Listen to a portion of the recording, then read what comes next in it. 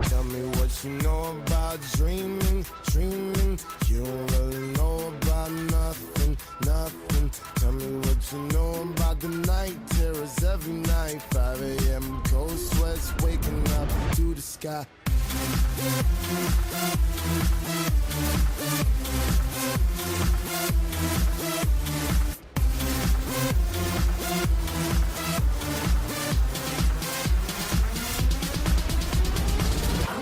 Pursuit of happiness, and I know everything that shine ain't always gonna be gold. I'll be fine once I get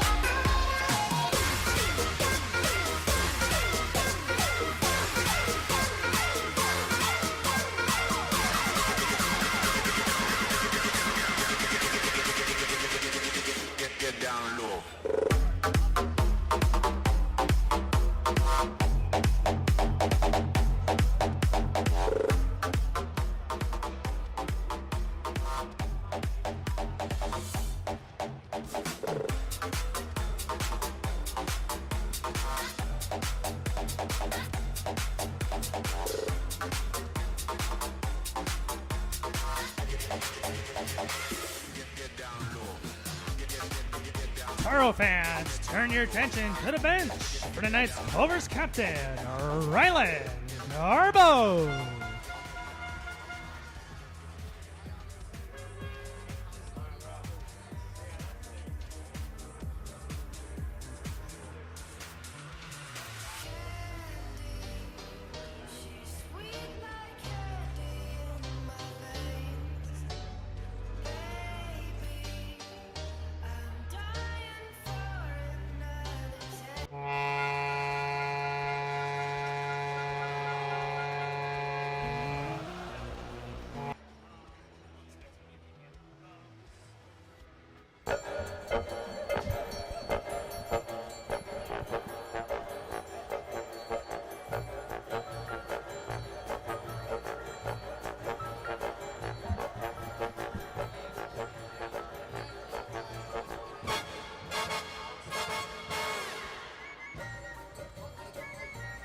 Fans, it's time to meet the starting lineup for the visiting Austin Bruins. In goal, number 32, Trent Wiemken. On defense, number 3, Giuseppe Fiorlo. Also on defense, number 7, Ryan Hintz. At right wing, number 27, Ocean Wallace. At center, number 4, Austin Solani. At left wing, number 26, Dylan Cook. The Austin Bruins are led by head coach Steve Howard. He is assisted by Al Rooney and Alex Drulia.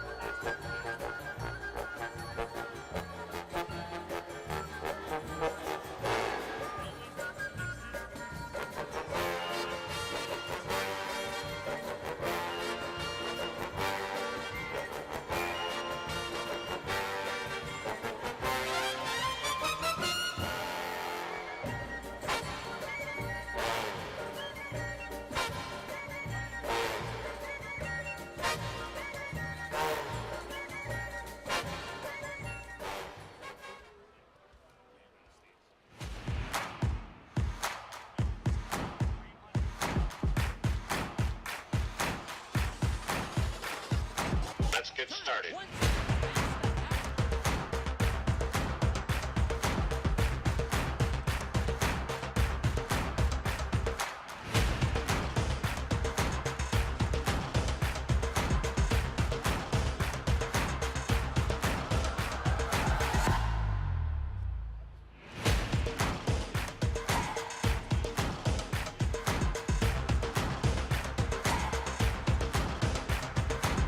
Let's go.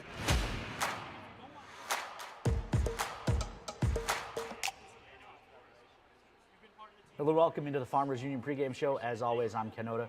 Kobe Brault alongside, and it's finally time for the playoffs, Kobe. I mean, you said it best there, Ken. Playoff time, the most wonderful time of the year. And the good news, Toros, the 1 seed in the Central, getting to host Game 1 of Round 1. It's going to be a very, very fun weekend, very fun night to get things kicked off. Yeah, I think the season is a very long season. It's a 9-month season. Guys got here in late August. Here we are now in mid to late April, getting ready for a playoff. It doesn't feel like it's been that long, but really you look back at it and the showcase feels like it was forever ago. Yeah, and I mean, it's something that we've been talking about all season, pretty much since the showcase, is the opportunity to get to the playoffs and what a difference a year makes. This time last year, on the last weekend of the year, the Toros sneak into the playoffs as the 4 seed, ended up facing the number 1 Austin Bruins at the time. Now, roles completely reversed. Minotauros win the Central Division for the first time since 2018 and are the 1 seed going up against the 4 Austin Bruins. Yeah, and a similar story for the Bruins, right? They clinched their playoff spot last Friday night, just like the Toros clinched their playoff spot on the Friday last year. Went in, lost the next game, and dropped from what would have been a 3 seed to the 4 seed and have to face the number 1. Now the Toros are hoping to flip the script all of the way around and sweep the Bruins, but it starts with Game 1 here tonight. Yeah, and I mean, this season series has been somewhat back and forth, a little bit more lopsided towards the Toros. We'll get to that in a minute. We got to highlight this regular season as a whole, though, Ken. Got to, close the chapter of the regular season as the new season starts tonight. But this Toros team, I mean, the list of accomplishments is about a mile long. Yeah, I talked about it on the bench last Saturday night, just thanking the Toro fans. They were a huge part of it as well. Record attendance here at the Mesa. But this team, most wins, most points, most goals scored, fewest goals allowed. By any measure, as a team, the best team in franchise history. Yeah, and then you start to look at individual, Trevor Stahowiak, career points, career games played, both records set during this season. Colby Volk now has the record for season goals by a defenseman. The previous record was 10. He has 18 this year, Ken. I mean, unbelievable. Career goals by a defenseman now has the record at 21 with, the potential to have another year as a Toro. And then also season points by a defenseman with 39. You can't say enough about the D-men. And another guy that jumps off the page, Weston Knox, plus 30 on the regular season. 31, actually. 31, yes. Yeah. And video game numbers by these guys, and you can't say enough about them. Yeah, Adam Mahler as well. Not technically the record yet because he still has another year of eligibility, but right now he's sitting at plus 53. For his career as a Toro, that's the best of any player to wear the cream and cardinal. Jake Diddle was plus 51 over his 3 seasons, so as long as Adam Mahler comes back and doesn't go -3 next year, Adam Mahler will set that franchise mark as well. But enough about the regular season. It's time for the Dental Care Associates playoffs. Yeah, and it is a loaded bracket all the way around. Every division has must-see matchups. The 2-3 matchup in the Central, obviously, Toros are the 1 versus Austin the 4. The 2-3, Bismarck and Aberdeen, 2 hated rivals. That's going to be a series that I could see going 5 games, honestly. It should be a good one as well. Also, you look at some of the other divisions, teams all fighting to get to the Robertson Cup in Blaine, Minnesota, just 5 weeks from now, whatever it is. Anchorage in Minnesota, that's a crazy one with travel having to go up to Alaska. And then, of course, the Battle of Wisconsin, the Janesville Jets and the Wisconsin Wendigo. Got to be rooting for your old hometown team. Yeah, always rooting for the Jets, unless they're playing the Toros, obviously. But, yeah, that should be a great series. Former Toro Max Martin led the league in points for the Wendigo. He's had a great season over there. The South is always an absolute battle. Lone Star in New Mexico. It was just a few years ago that Lone Star was in a similar position here, #1 overall seed in the entire tournament, and got upset by those New Mexico Ice Wolves. And then Shreveport and El Paso, the furthest El Paso has ever made it in the North American Hockey League, made it out of the play-in round, and now have a date with the Mudbugs, one of the rowdiest places to play in the North American Hockey League. Not just that, but Shreveport always has playoff success. They've been to the Robbie Cup tournament in their short history, I think, 3 or 4 times. So, they're the 2 seed, but they might be the favorite to come out of the South just because of that playoff experience. And then out east, Maryland and New Jersey, Maine versus Rochester, an expansion team gets in. Maine's been doing a ton to grow their fan base. A good playoff series would certainly help that. So it'll be interesting to see how the rest of the divisions play out.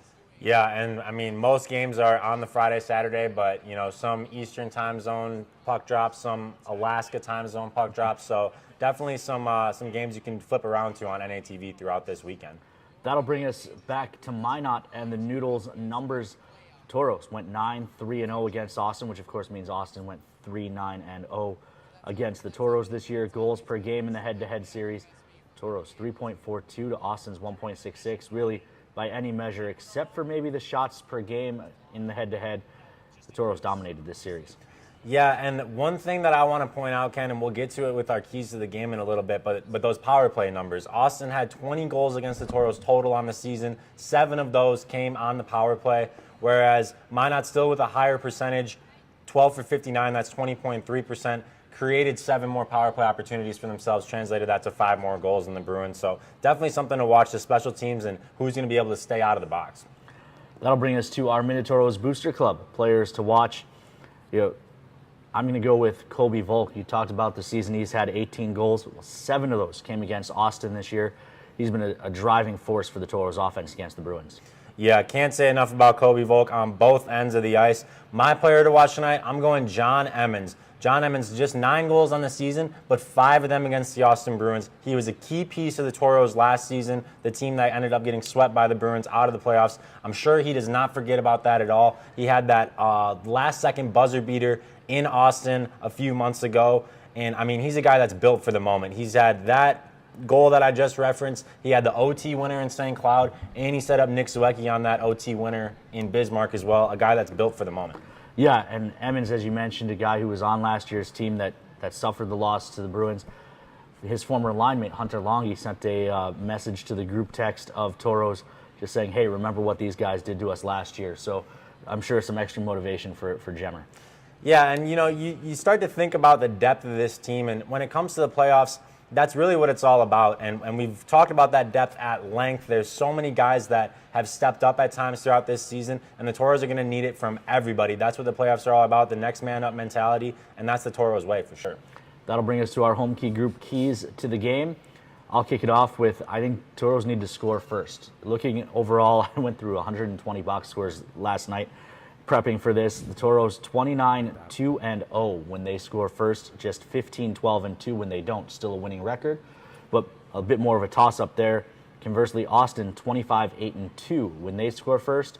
When they give up the first goal, just 6-17-2. So I think getting off to a good start and getting the first goal of the game will be huge for the Toros tonight. Yeah, and it'd be huge for the momentum as well. Obviously, a lot of nerves coming into this. Like we've been saying, the Toros haven't forgot what the Bruins did to them last year, and so to get that first goal and to get this place rocking early will be a huge key for sure, Ken. Second key to the game, the home crowd. We talk about starts in this building, the importance of getting that first goal. Also, when this place is packed, getting that crowd going, I think is another huge way for the Toros to get some extra energy. Yeah, 21-8-1 at home this season. Just a great season here at the Pepsi. Great crowds all year long. And I know these fans are going to bring it tonight, Ken, and be that extra skater for the Toros for sure. And the final home key to the game would be discipline. You hinted at it earlier. Bruins power play 13.4% against the Toros, 7 of their 20 goals. But also, this group, that power play against the Toros did a little bit better than everyone else's power play, about a point better. Not a huge difference, but Toros penalty kill finished at about 88%. So, the Bruins power play better than other power plays against the Toros. Yeah, and discipline, you always can talk about discipline when you're talking about facing the Austin Bruins. They love to, put the game in the refs' hands. Obviously a big crowd. You hope that the refs are built for the moment just like the players are. And, it should be a great series. Don't take anything away from Austin. They just play a very, very physical game, so discipline will be huge tonight. Also, in the playoffs, the league switches to the 4-man crews full time. So 2 referees, 2 linesmen. So some of that stuff that happens behind the play that maybe you could get away with before, a little less likely to get away with now with the extra official on the ice. That'll bring us to our Forebears Casino and Lodge over-unders. Kobe, you can play along. Fans, you can too in the Toros Hockey mobile app. A chance to win a $250 stay and play package from our friends at Forebears Casino and Lodge. The first one, we've talked about the importance. Toros' first period goals, I set it at 0.5. I am going to take the over on that, Ken. Like we said, stress the importance of it. I think they understand the importance of it, and they're going to come out buzzing and attack early. Toros' total goals, 3.5. I'm going to go with the over on this one as well, Ken. I think these guys are going to come out and flex their muscle. Number 2 overall seed in this tournament, and there's a reason for that, right? Obviously, regular season's over, but I think they're going to come out and make a statement tonight. I'm taking that over. And then the final one, total Toros goalie saves, 29.5. The Bruins averaged 26.6 shots per game against the Toros this year. I'm going to go with the over on that as well. 3 for 3 on the overs. I think there's going to be a lot of shots. It's going to be a back-and-forth game tonight, so give me the over on that as well. Last one for you. Who is the Toros' all-time leading scorer against the Austin Bruins? That's your McDonald's trivia question. Options, Walker, Trevor Stahoyak, Nick Armstrong Kincaid, or Jaden Martin? I'm gonna go with Johnny Walker. I know he had a lot of success against the Bruins back in the day, so give me Johnny Walker. All right. Well, you can get your guess into the Toros Hockey mobile app under the interactive tab. A chance to win a free lunch from our friends at Dakota Drive McDonald's. That will do it for the Farmers at Union pregame show. It's playoff time. We'll turn you over to Josh for tonight's introductions.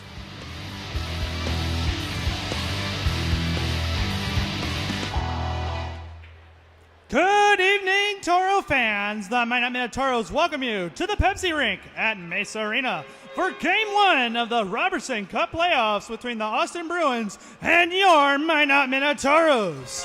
Are you ready for some Minotauros playoff hockey?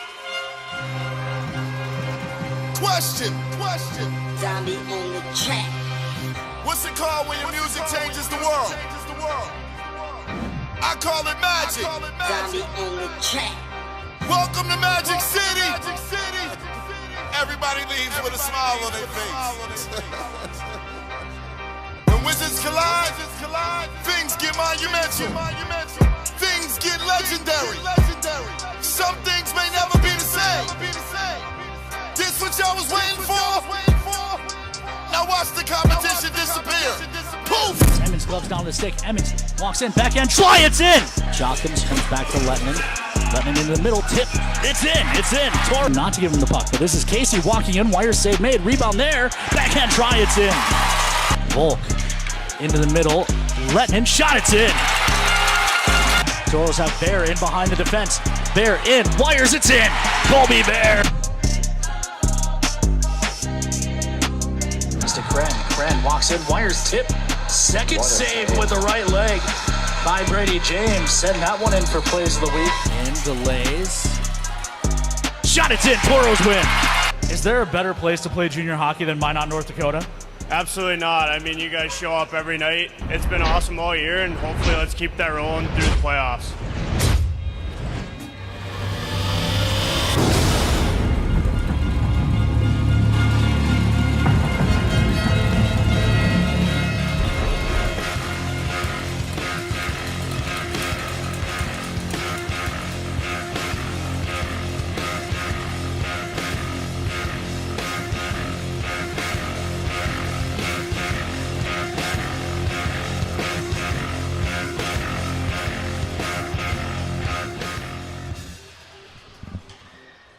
Now it's time to meet your SRT Communications Toros starting lineup.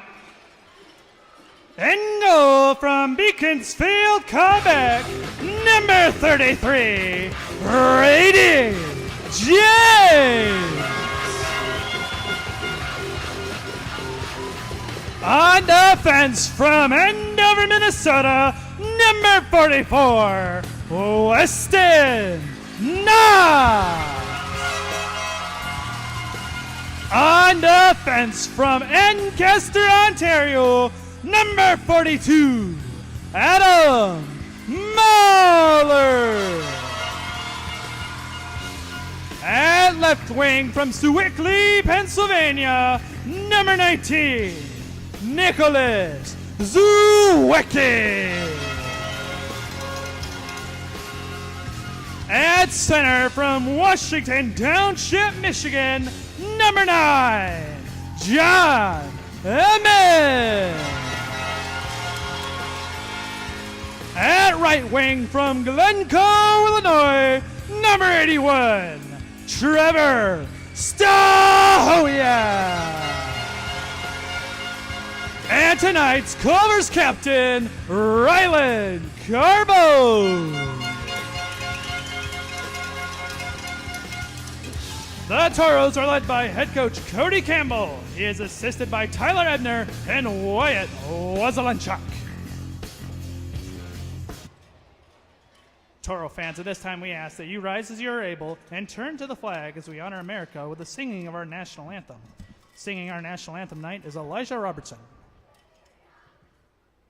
Oh, say, can you see by the dawn's early light what so proudly we hailed at the twilight's last gleaming, whose broad stripes and bright stars through the perilous fight o'er ramparts we watched were so gallantly streaming, and the rocket's red glare,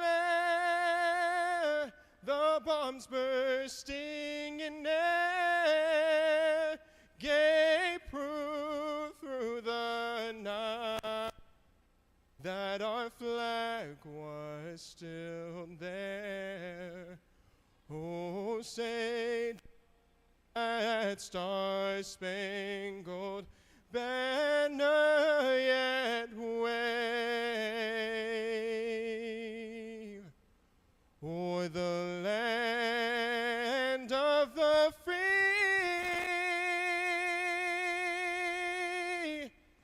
and the home of the brave.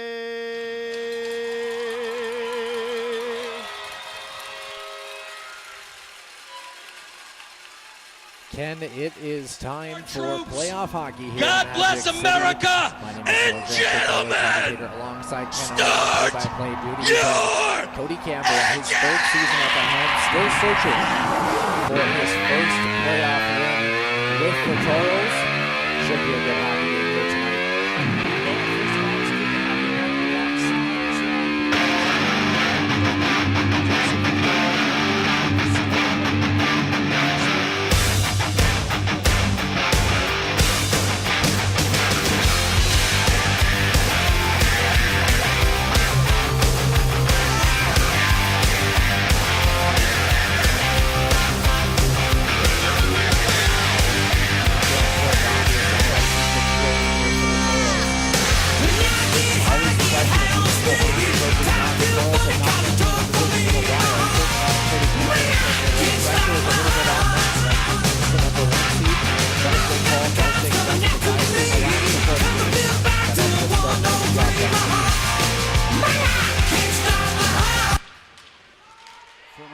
that's looking for his first playoff win since 2021.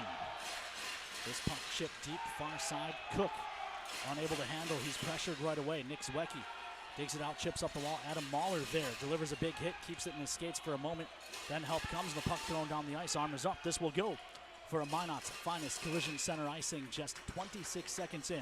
That icing is brought to you by Minot's finest collision center. Minot's finest collision center. Yeah, one of the things that's important about this hockey game is you have to use the home ice advantage here, right? Get on the Austin Bruins early. The one thing you want as a road team is to be able to settle in a little bit, survive that first 10 minutes. If you can provide an onslaught as the home team, take advantage of the home crowd, all the better. If the Toros, as you mentioned, one of our home key group keys of the game, score first.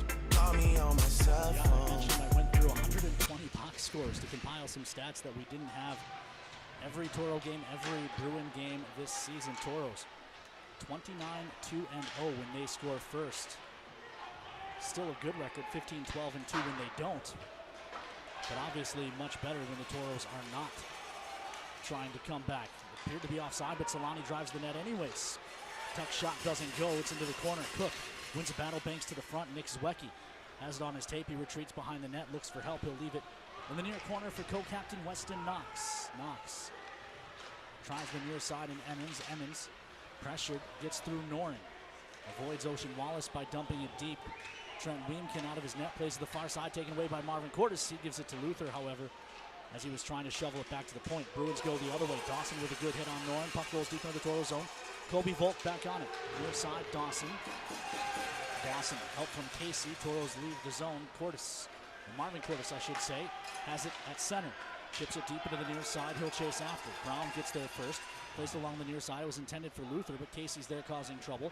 Marvin Cordes there as well. It's chipped in behind the net. Picked up there by the Bruins. And Ashton Bynum turned over. Marvin Cordes, gloves down to the stick. Plays to the middle. Kobe Volt finds it. Wires. Save made just with the top of the left leg pad as Woogie almost opened the scoring on the postseason just like he did in the regular season. He had the first goal of the year for the Toros. That one was a short-headed marker against the Lone Star Brahma. And you talk about the pace as well, too. These Toros out-shooting their opponents in the Central Division by an average of 10 shots per game. The Austin Bruins, on the other side, the only team to counter that, out-shooting the Toros over the course of the regular season matchup. Puck turned over there. Furiset with it, puts it in front. Save made by Brady James. Rebound kick to the near side. Caden Mirror looks across the blue line. Long shot coming. Save made by James. Rebound to the far corner. Jack O'Hannison flips ahead, but not out. It's gloved down by Brust. Brust dumps it deep into the Toro zone. Gibbs plays along the near side. Awkward collision there. Gibbs and Riley go down. Puck comes back to that scrum. Riley plays to the middle for Furiset. Furiset looks far side. Brust with a shot that just missed. Rebound to the near side. Kettman leaves for Lettinen. Lettinen dances into the zone. It's poked off his stick. He's fighting to get it back. Puck rolls deep into the Bruins zone. Bruins on it first. They'll try the far side and Brust.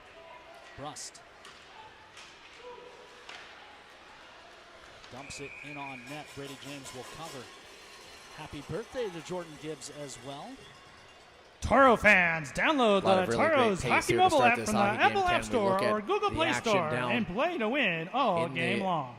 Offensive zone, Kobe Vuk, like I mentioned, just missing an inch higher, and that puck is probably in the back of the net. Trent Wimkin in net. The Bemidji State commit has played very well. We look at Brady James, by the way, on the other side. 24-6-1 on the season. A 211 goals against and a 916 save percentage. The Toros are going to need him down the stretch.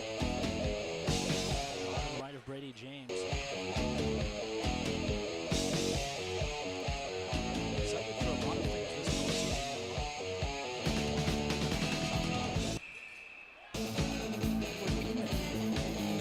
Yes, we'll talk to him during intermission, or I will.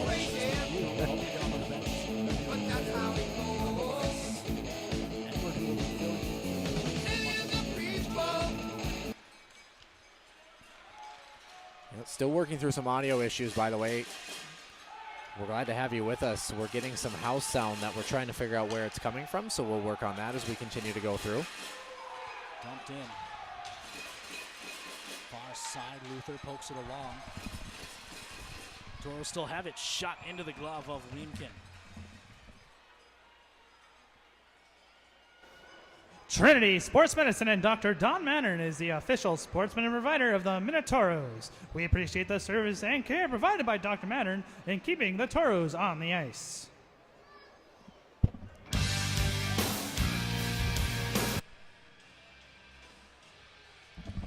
Draw to the left of Weemkin.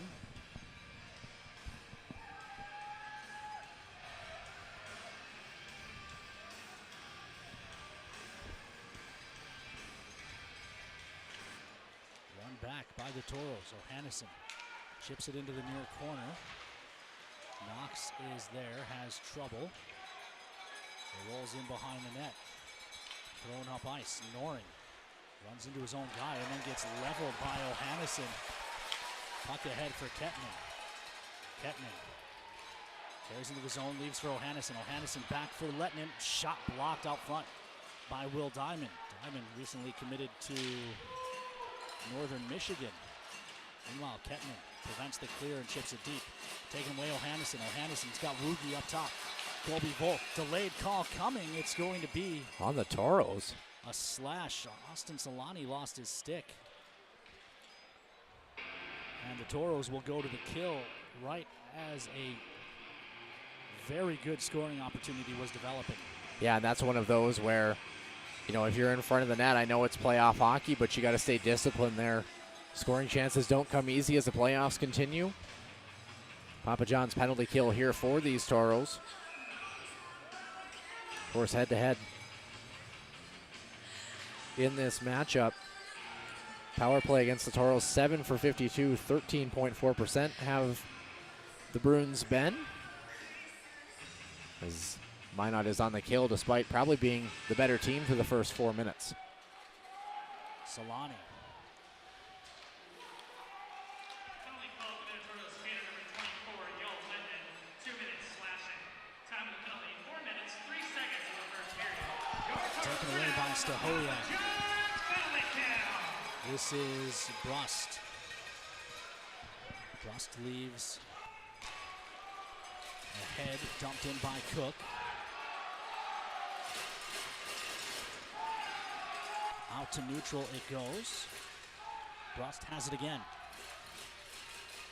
Now the Bruins carry up the near side, long shot. Stopped, and now it's in behind. Taken away by Stahoyak and sent the distance. This is Brust. Holding. We've made some adjustments that seems to have gotten rid of a lot of the rink noise in our headsets at least. Hopefully it's sounding better to those of you at home. Always a perplexing issue when you don't change anything from the weekend before and it doesn't sound the same. Besides, of course, the color commentator, but. This is kept in the zone. Long shot gloved and held by Brady James as Will Diamond was driving to the net. Weston Knox and Adam Mahler giving him a few shoves. Yeah, 5 shots on goal for the Bruins right now. 14:34 left in the opening frame. A couple of good looks for the Bruins, but they've been largely to the perimeter, at least on this power play, and that's been the Toros' MO, one of the best penalty kills in the Central Division, if not the NAHL. Draw will be to the right of Brady James. Emmons will take it against Lorenza. We've got another bad drop. Mentioned it in the pregame show as well. 4-man crew now here, and I think that maybe helps the Toros in a series with the Austin Bruins. Yep. A series that's often marked by physicality, and obviously Toros go to the kill first, so hasn't helped them yet, but I think it'll minimize some of that classic Bruins force the officials to make a call style of play. Yeah, the other thing to keep in mind as well, too, an extra body on the ice to avoid when you're trying to have zone exits. Make sure you get pucks off the glass and out of the zone. That long shot is gobbled up by Brady James. Still 21 ticks left to talk on the Papa John's PK. The Toros PK finished the season ranked second. 87.61.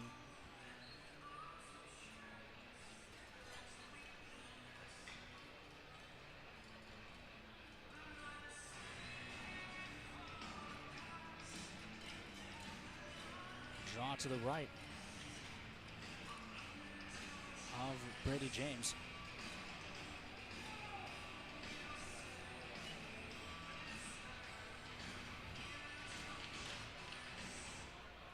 Draw to the right of James, controlled by the Bruins. They come across the near point. Solani, 17 seconds. Drops it down low.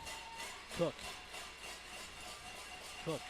to the middle. One-timer by Wallace was stopped by James. The rebound cleared by Captain Stacks. Yeah, and that's a big kill for the Toros, trying to keep that momentum they gained in the first 4 minutes of period number 1.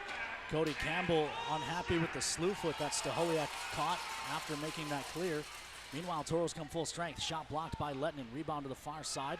Marvin Cordes can't find possession. Mahler does. Big collision at the Toro blue line. Puck to the near side. Weston Knox chips ahead. He's got Dawson. Dawson fighting through Luther. Tries to lead for Marvin Cordes. Can't get it to the front. Far side, Mir was tied up with Dawson. Now Casey over there. Solani into Casey as well, or into Dawson, I should say. 3-on-2 scrum in the corner. Casey and Dawson digging against the trio of Bruins. They win the scrum anyway. Back to the point, near point Knox. Knox into the middle. Casey tries a shot, save made. Rebound was there for Dawson, but a good stick by Solani prevented an easy tap in to break the seal. And just a simple shot, right turn, throw it through a screen. That's playoff hockey. Any shot is a good shot at this time of year. Except for maybe that one footed in 2 feet over the net to be gloved by Brady James. He leaves for Funtek. Pavel Funtek ahead, touched into the zone by Ohannesson. Weemkin out of his net, couldn't stop it. Hintz leaves to the far side. It'll be played there by Fiorillo. Fiorillo carries up the far side, gains the red line, tries to chip it deep into the Toro zone, but Gibbs chops it out of midair and feeds Kettinen. Kettinen into the zone, tries a shot, save made, rebound back, shot, it's in! It's in, Toros take a lead. 1-0, 7:34 into period number 1. Ken, what did I say? Any shot's a good shot, right? I mean, just putting plays, pucks on net, good things happen. Again, I like the decision here. You've got a forward driving, you put a nice low shot on net, rebound comes out, and you know there's traffic in front, you know there's chaos. The goaltender might not handle this puck clean. Certainly didn't. Very uncharacteristic from Trent Wimkin. And just like that, Toros lead 1-0. You had just said it, Noah. Any shot's a good shot. Toros throw one from the corner on the rebound, and it gets through Wimkin to give the Toros the 1-0 lead. And as I mentioned already a couple of times tonight, Toros 29-2-0 when they score first.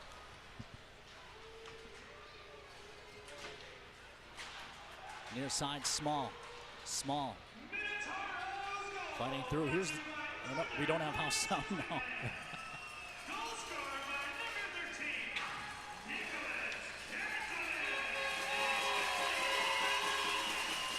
So, yeah, unassisted. Unassisted for Ketsy. Which I I know feel that's right. Yeah, there was a pass coming from the defensive side of center ice, but nonetheless, great start for the Toros. We talked about capitalizing on the energy, a fast, fluid-moving game, and like you said, I think it favors the Toros with the pace of play. You stay on the extracurriculars, fight through a little bit of war of attrition. If you don't get a call, go your way and just continue to try and roll. Knox throws one in. Weemkin sticks it to the corner, follows it over there, throws ahead. Small in neutral, chips it deep. Yeah, Adam Mahler just got slashed behind the play as well too. But again, that's one of those where, especially playoff time, you just have to play through it. Dump deep into the Toro zone. Adam Mahler's there, moves it to the far side. Will be kept to the point by Brust. Long shot, tip goes wide, and something on the ice here. Another puck. Oh, fell out of the netting.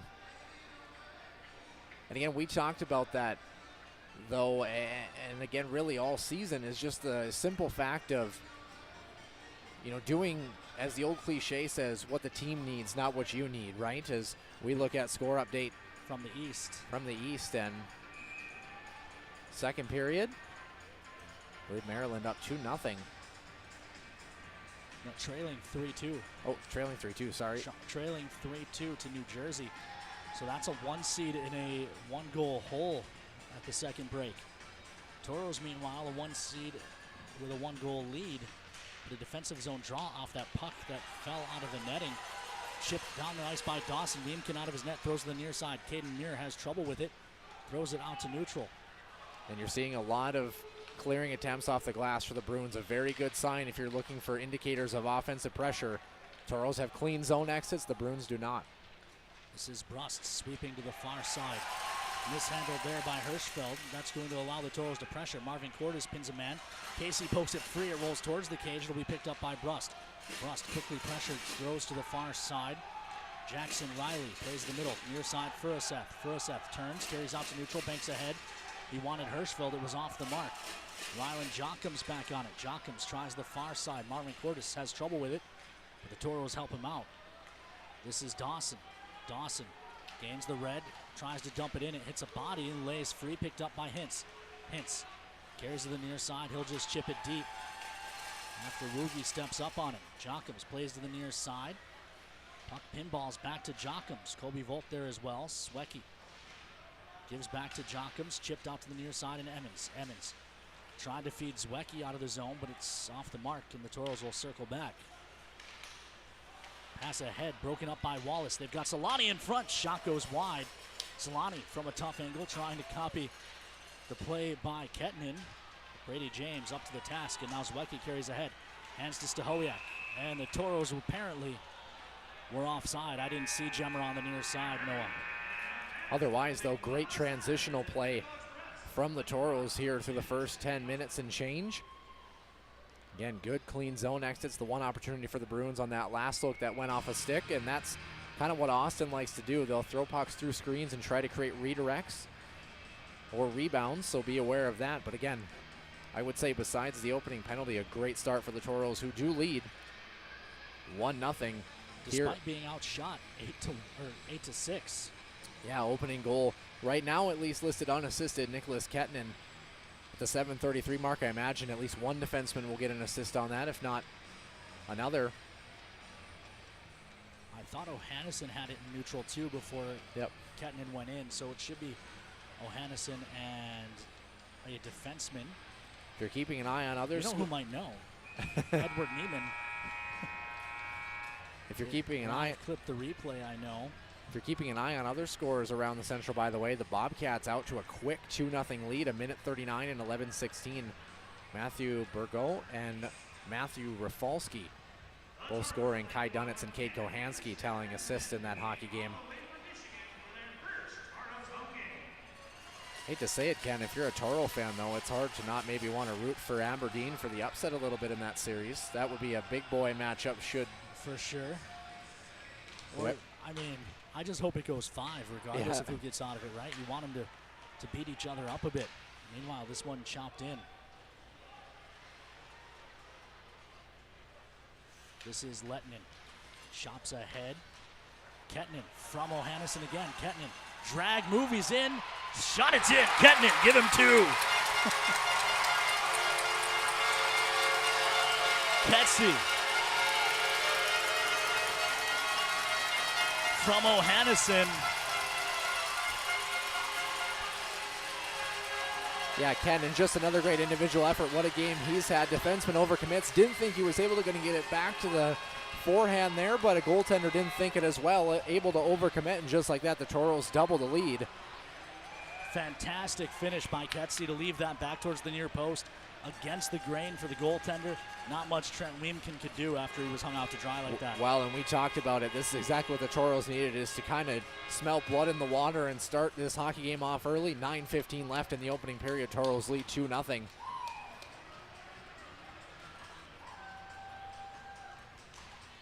And you can see it. A bunch of the Toro players up on the bench, kind of still taking in the energy. Bruins all sitting very patiently on their side of things. Small dumps it deep. Lorenza.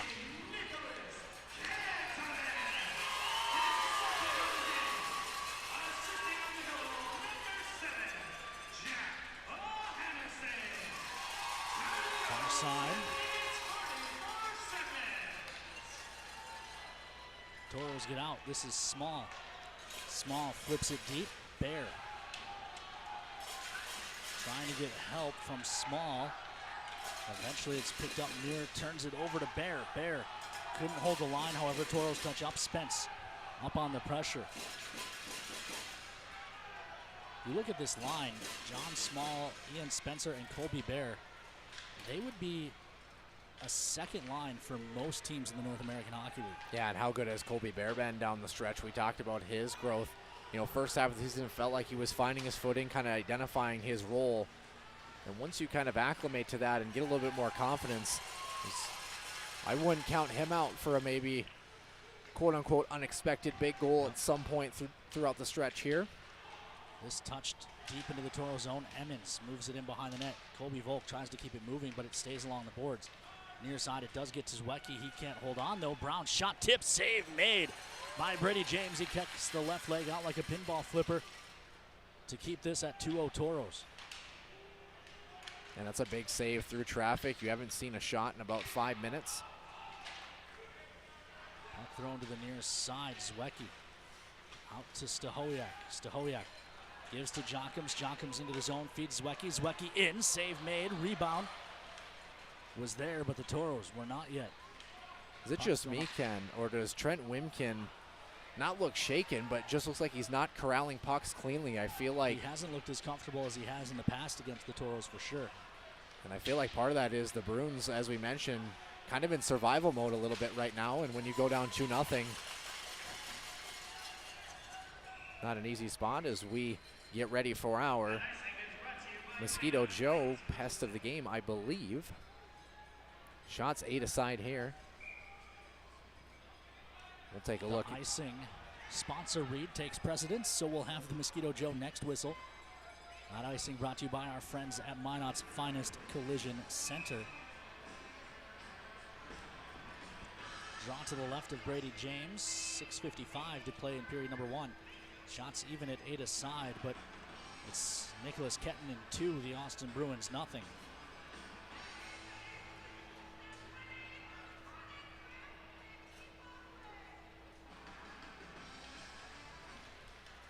Draw one by the Bruins. Person looks into the middle. Tripped down was Jockums. Toros will go to the power play. Trevor Stahoyak up the wall. Zwiecki there. Bruins will touch. Toros will go to the power play.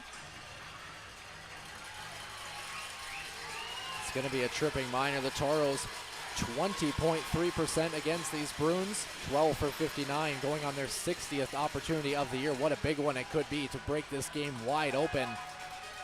We look at the infraction. Initial turnover created, and yeah, stick gets caught underneath the feet. First Western Bank and Trust power play for the first time tonight. 6:43 left in period number 1. And you know, we talked so much about the success of the Toros penalty kill this season, second ranked kill. Power play finished top 10 as well, ranked 10th.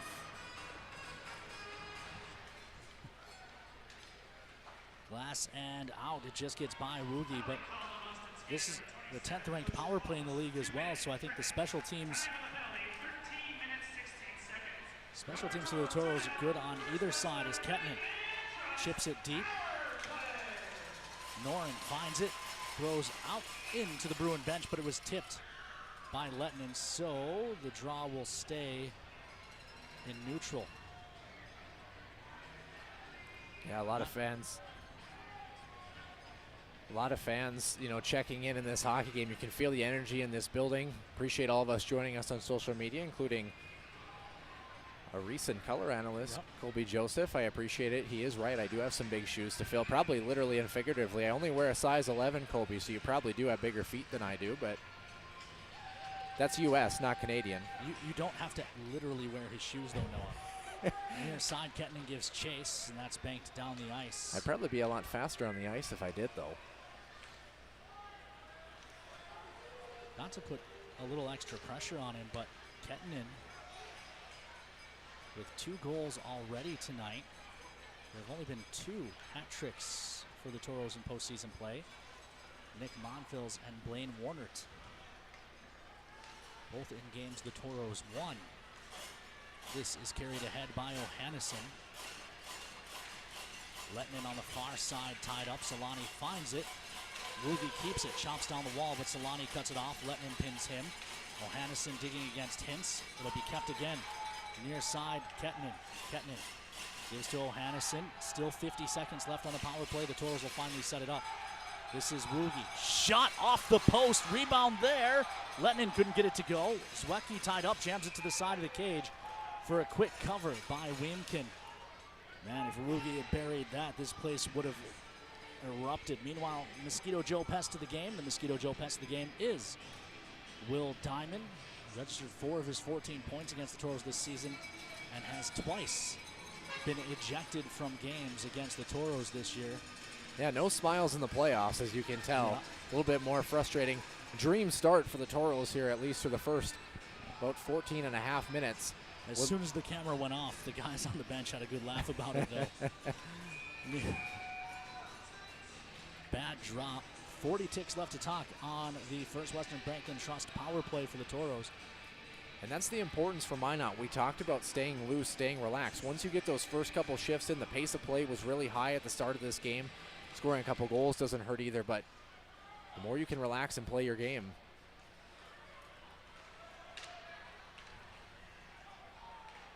This is Knox. Comes across to Hoyak.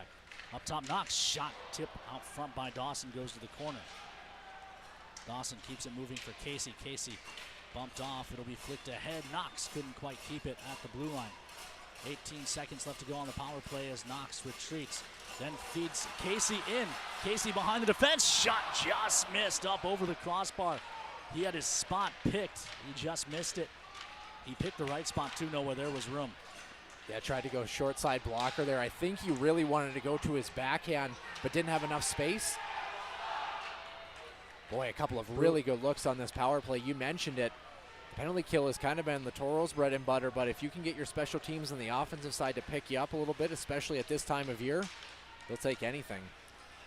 Dawson with a good hit on first half. Frees it up to Hoyak. Feeds Dawson. He's got Bear going backside. He can't tap it out of midair. That would have been an unreal finish for Bearsy. Pass was about hip high, but that was the only way to get it across either as the defender was sliding through.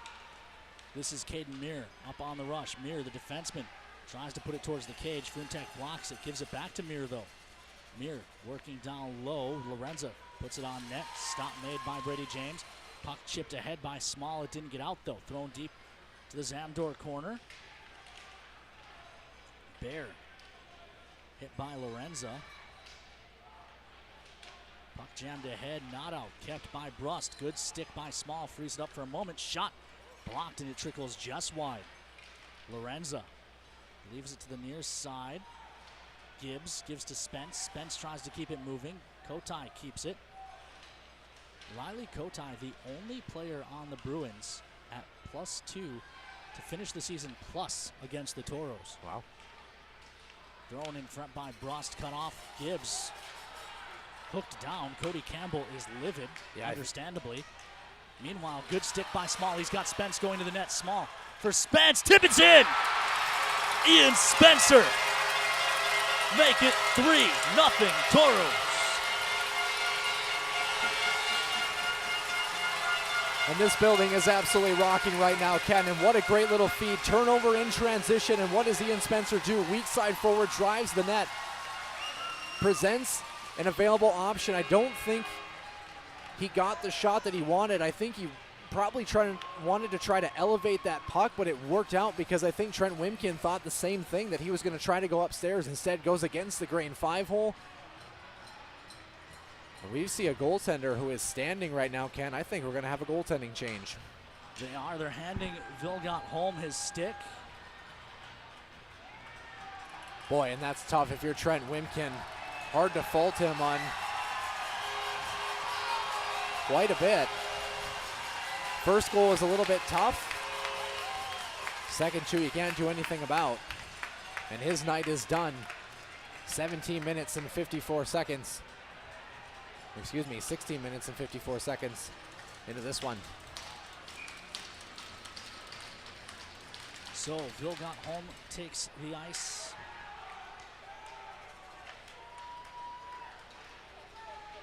Near side.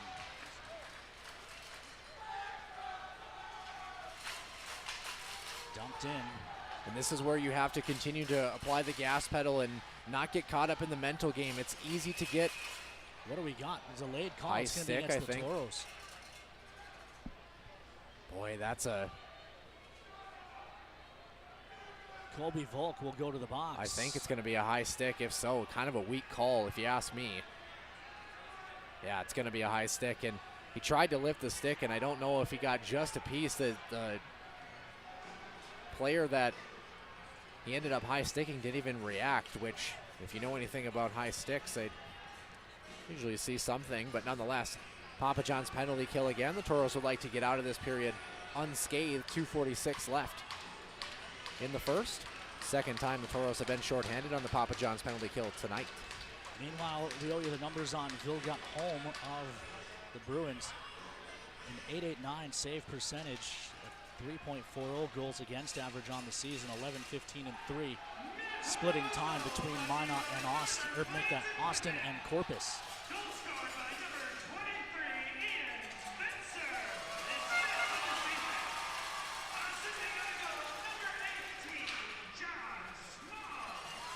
Toros get the clear, send it all the way down. It's certainly a tall goaltender, 6'3", 172, as you mentioned, as he corralled that puck behind the net. This is Solani, carries him. Solani leaves for Wallace. Wallace brings it to the far side. Noren touches into the middle. Fed up top. Wallace shot it wide. It's the second time he's missed from there tonight, Noah. Brust holding. No lane. Leaves off for Noren in the corner. Noren shot. Save made by Brady James. Rebound thrown out front. Wallace gets Spencer down and then carries to the hash marks on the far side. Comes up top. Solani wires. That goes wide. Meanwhile, Penalty. delayed call. It'll be against the Toros. There's no way. Interference, the call. And they are going to take a Bruin. I was going to say. The Bruins touched the puck, yeah. The Bruins touched the puck and they didn't blow the whistle. Cook complaining on his way. That'll even it up for a side for the next 51 seconds. Well, and I think his argument here, we're going to look at it again, is that he was outside the crease, which in that right, he is actually correct, is that if the goaltender gets out of the blue paint, it's no longer his space. Yeah. Nonetheless, the Toros maybe have earned a call throughout the first period based on pace of play. Well, there's certainly been a couple that the Toros felt were missed.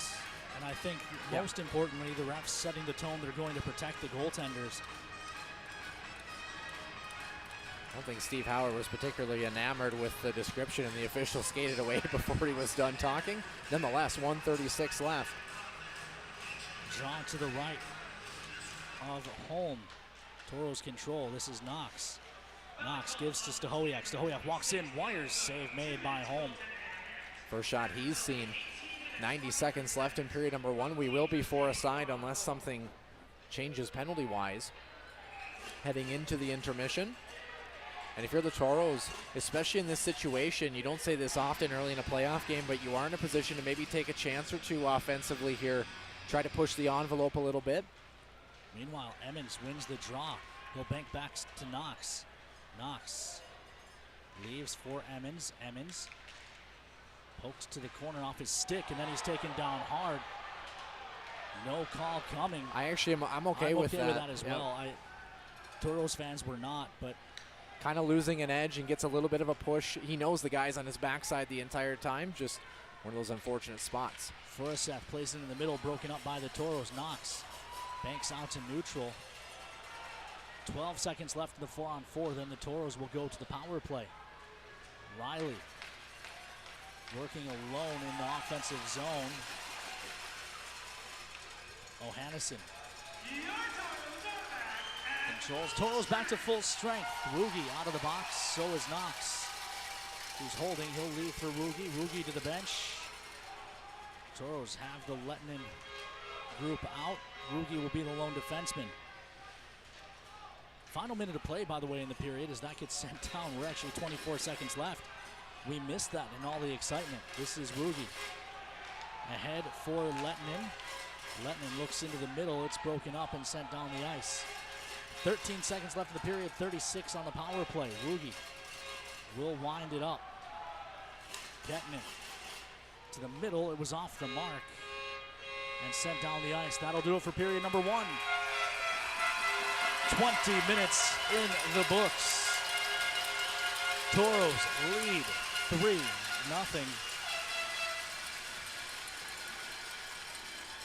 Forebears Casino and Lodge intermission report. We'll send Ken downstairs. We'll bring Edward Neiman onto the show as the Toros carry a 3 spot. Out shooting the Bruins 13-11 in period number 1. And what a first period it was. While Edward gets set up, let's recap the scoring here in period number 1. We'll pull up the screen for you. The Toros got on the board at the 7:33 mark. Nicholas Kettinen, his 15th of the season. I don't believe that's going to end up being unassisted. There's going to be at least a primary, if not a secondary. And then Kettinen's second of the game. Just 3 minutes and 11 seconds later, his 16th from Jack O'Hannison's 33rd assist of the season. Ian Spencer, 6 minutes later, his 5th from John Small's 24th. Shots 13-11 in favor of the Toros. 2 penalties each way, 4-on-4. We will enter period number 2. Otherwise, the other score that we're paying attention to around the Central Division is also done after 20 minutes of play. It was the Bobcats out to a quick 2-0 lead. Matthew Burgo and Matthew Rafalski from Kai Dunitz and Cade Kohanski shot 16-9. After period number 1, both teams a power play opportunity as well in that one. But pretty much a dream start for the Toros here, about as good as you can ask for. I bring along Edward Neiman. Edward, yes. First of all, great to have you. Thank you. It's great to be here. Great to be here. On the broadcast. For those who don't know, Edward is, by accolade alone, much more skilled. I don't know. And promised, I don't know about that. I would say, for Toro fans who are hearing your voice, can you kind of give us a background of where you go to school, what you do, and how many more broadcasting skills you're going to have way before Ken and I ever had any? Well, I'm a sophomore at Arizona State University at the Cronkite School of Journalism Mass Communication, getting my degree in journalism mass communication. Hoping to do something like this, something what you're doing. I'm looking up to you and Ken right now. That's and, a scary thought. I've been a remote intern for the Toros here for the last 2 years, watching the games remotely from Arizona, and I want to get up here. I'll be actually up here physically next semester in the fall, so I want to get up here before next season started, and I think not a better weekend to come up than Toro playoff hockey. Yeah, for those who are wondering, you're on spring break right now. Quite a way to spend spring break. Yeah, well, you know, you hear about Minot, particularly the Mesa Arena, when it comes to NA hockey, and I think it's lived up to the hype, particularly in the playoffs as well. This has been an incredible environment, and as you mentioned, a great start for the Toros. If you really wanted a quote-unquote perfect start, I think this is what you would have imagined if you're Cody Campbell. Hey, and speaking of perfect things, it's a little bit chilly, but you miss most of the cold. So, I mean, that's right, yeah. For someone who's coming from your neck of the woods, it's maybe a little bit easier of an adjustment. Yeah. But, the Toros' great adjustments, as you mentioned, in period number 1. And for those who are also wondering as well, too, you're going to be in the fold with us, like you mentioned, for the first half of next season full-time. You're doing some play-by-play duties for us, and I'm really excited to get you on the mic. And Ken, of course, will be in my role, which will be an interesting fix. A little bit of excitement, a little bit of nerves, everything in between? Yeah, a little bit. You know, I can see from all the way down in Arizona that the Toro community is, pretty tight-knit. This fan base is incredible. Given really any fan base, collegiate level, pro level, I think, the Toro fan base speaks volumes for how great this community is. And I'm really excited to get up here and sharpen my skills, but as well as, serve the Toro community here as play-by-play. Well, we're excited to have you, too. As you mentioned, some really great work working with me with the Toros Tribune, which we moved away from, and trying to create some new opportunities in that regard. But great to work with, and also doing our great social media recaps, clipping all of our things. Doing that remote is not an easy thing, because even when we're here, it's not an easy thing. So we appreciate all the work that you've put in. Absolutely, and, we've talked about it, being a part of the Toro staff sometimes doesn't always have a face to it, if that makes sense. There's a lot of people behind the scenes that make things happen. So from the bottom of our hearts, we're really appreciative of the work that you've done, and we're excited to bring you into the fold. But speaking of the atmosphere of Minot, big crowd on hand, playoff game on top of that. It's a little loud in this building when the Toros put 3 up on the board. It is, and really what we've seen from at least playing Austin these first 12 times, now 13, with this game, is that they're a really big physical team, but they like to try to hit you in the mouth early in the period, but the Toros responded well with adjustments. A couple good penalty kills led to some action on the offensive side, and it's been a dream start here for the Toros. Yeah, you talk about the physicality. This Austin Bruins team is no stranger. You add the extra official, maybe you get some calls here or there, but overall, if you're Cody Campbell, who is, and we're Farmers Union Insurance Intermission interview that, of course, we missed, but final thoughts here on period number 1, and just the Toros getting off to the start that they wanted, but offensively pushing the pace as well too. Yeah, sustained pressure. It's it's something that can win you games, and I think you look at the series from an entirety. You want to get out to a good start, especially on game 1. You want to get this game. You'd really like to get the first 2 at home, but definitely game number 1 is going to be an important one. And getting out on an aggressive team like the Austin Bruins like this, I think is going to do volumes for them down the road in this series. Absolutely would agree. We will send it out to commercial break here, and we will be back in just a few moments here on the Minotauros Network. Through droughts, floods, and uncertain markets, they keep that spirit alive with another crop harvested for the next generation. And for that, we tip our hats to them. Farmers Union Insurance, protecting those that protect America's food source. The Four Bears Casino Sportsbook has a new look. Enjoy Vegas-style betting in comfort. Play and qualify to win trips to Vikings or Raiders NFL games. Order a drink at the dedicated bar. Then kick back in a lounger and watch the full wall display. Feel the action all the way to the final moment and claim your winnings. Book it for private draft parties or game day too. Visit the remodeled Sportsbook at Four Bears Casino and Lodge, 4 miles west of Newtown. Life, there's good, better, and the best. The same theme applies for our car and light truck tires at Northwest Tire. We offer you good tires, better tires, and the best tires. Which choice is right for you? That depends on your tire performance needs and your budget. The choice is yours. Come in and talk to one of our tire experts, and we'll help you decide which tire is best for you. Tomorrow might be hard to see, but tomorrow is right in front of us. And we're always looking towards it.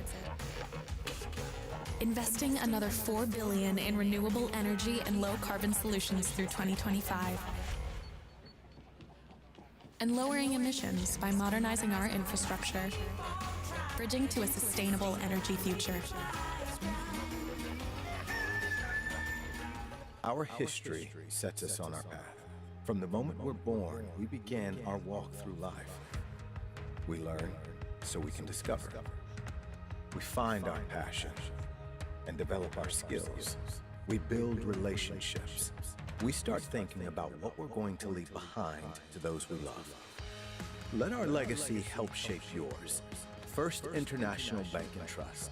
No matter your place in life, we can help you live first. The Lamplighter is Minot's premier liquor store. Whether you're looking for wine, cold beer, or a fine bourbon, stop in and browse our selection, or make a quick stop at our convenient drive-thru. The Lamplighter Lounge and Liquor Store. As far as what Plains Egg has to offer, great pay, along with some of the best benefits that I've seen in the job market. The company understands the importance of family and family values. You need to have that time with your children. Plains Ag is 100% family oriented. I love working here, very helpful. There's no problem it feels like we can't solve when we're working together. Go to plainsag.com, fill out the application, and we'll be in touch with you shortly.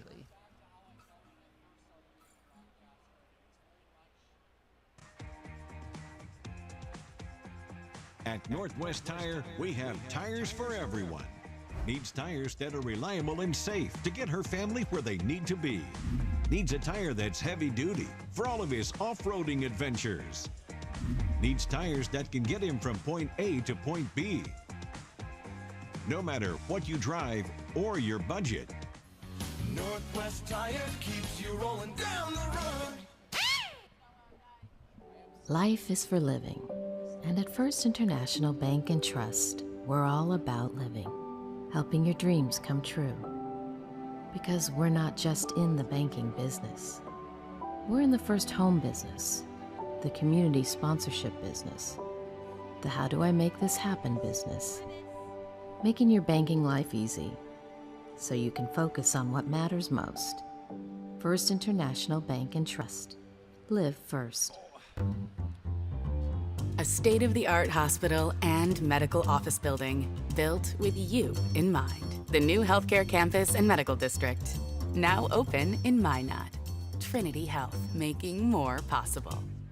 I think we have some pickles downstairs.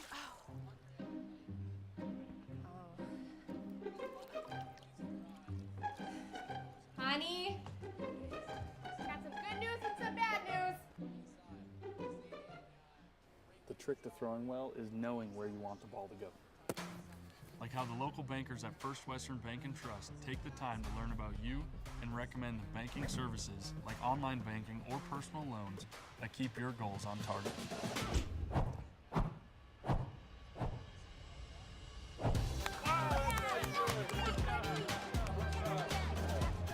First Western Bank and Trust. You can bank on us. I've been canning my whole life. It's one of my favorite pastimes. Today I finished the raspberry jam. That's my favorite kind. Well, here, take it with you. Thanks, Grandma. Now for my prize collection. Each jar shows the year it was canned. That way I won't forget when I put it in here. Grandma, what's that? Oh. Your grandfather and I worked so hard for this. It's our life savings. In a jar? Canning is really the best way to preserve anything. It's true. The way we've always done it isn't always the best way. See how we're changing for the better at Aspire. Grandma, you can bank from your phone now. Oh, wow. Aspire Credit Union. Aspire to more. Circle Sanitation is a locally owned family business providing quality waste hauling services since 1980. We provide service to residential and commercial customers, as well as roll-off service for large projects and construction sites. We are dedicated to providing excellent service at competitive prices without deceptive contracts or hidden fees. For more on what Circle Sanitation can do for you, call us or visit circlesanitation.com. At Northwest Tire, we're part of your community, and we want you to be part of our family. We're about more than tires. We're about superior customer service to keep your vehicles and equipment safely rolling down the road. If you'd like to join a company that truly cares for our customers and employees, come work with us and become part of our growing family. Apply at nwtire.com. Northwest Tire keeps you rolling down the road. The all-new Emergency Trauma Center, built with your reassurance in mind. The new healthcare campus and medical district, now open in Minot. Trinity Health, making more possible. We often think of frontiers as pages in a history book, a time gone by. But even in this modern world, there are new frontiers to conquer. Whether you're tending the land to grow a better tomorrow or growing a business for new opportunities, the work you do powers the world. Exploring the frontier means stepping forward, shaping the future for yourself and for those around you. First International Bank and Trust, helping you live first, one step at a time.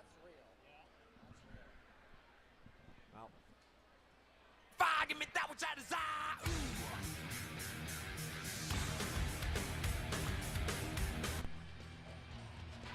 Welcome back to the Pepsi Rink at Mesa Arena. Noah Grant along with Edward Neiman. For intermission, we are 6.5 minutes away from puck drop for period number 2. A great start for the Toros, who are up 3-0 after 20 minutes of play. Meanwhile, the Bobcats up 2-0 down at the VFW, facing off against the Aberdeen Wings. Should both of the teams that are leading these hockey games end up meeting for the Central Division Championship to try to head to Minnesota, that is a big boy matchup. How long did it take you covering the Toros remotely before you realized this Bismarck series might be a little bit different than anything else in the Central? It didn't take me long at all, and that, that was only my one other hope was coming up here, as I would have loved to have seen a Toro Bobcat game. I know that the environment in both barns is quite lively. And I anticipate more of the same, especially in a series like that would be so pivotal in getting a trip down to Blaine, Minnesota. Yeah, they have never met in that second round. Yeah. The Toros Bobcats matchups have always been in the first round of the Robertson Cup playoffs. And speaking of playoffs here, maybe an interesting time. I joked, of course, with you ending up traveling from where you've been. I joked that we would talk about the Coyotes for a while, but I'll save you a little bit of that heartache. Why don't we take a look very quickly? A little bit of Stanley Cup playoffs here. Brackets are set, signed, sealed, delivered, and we'll get rolling in just a few moments. Vegas in a wild card spot against Dallas. That Stars team is very, very good. On the other side of the top bracket in the West there, Winnipeg and Colorado. See if the Jets can return to form in Colorado. They've been extremely good.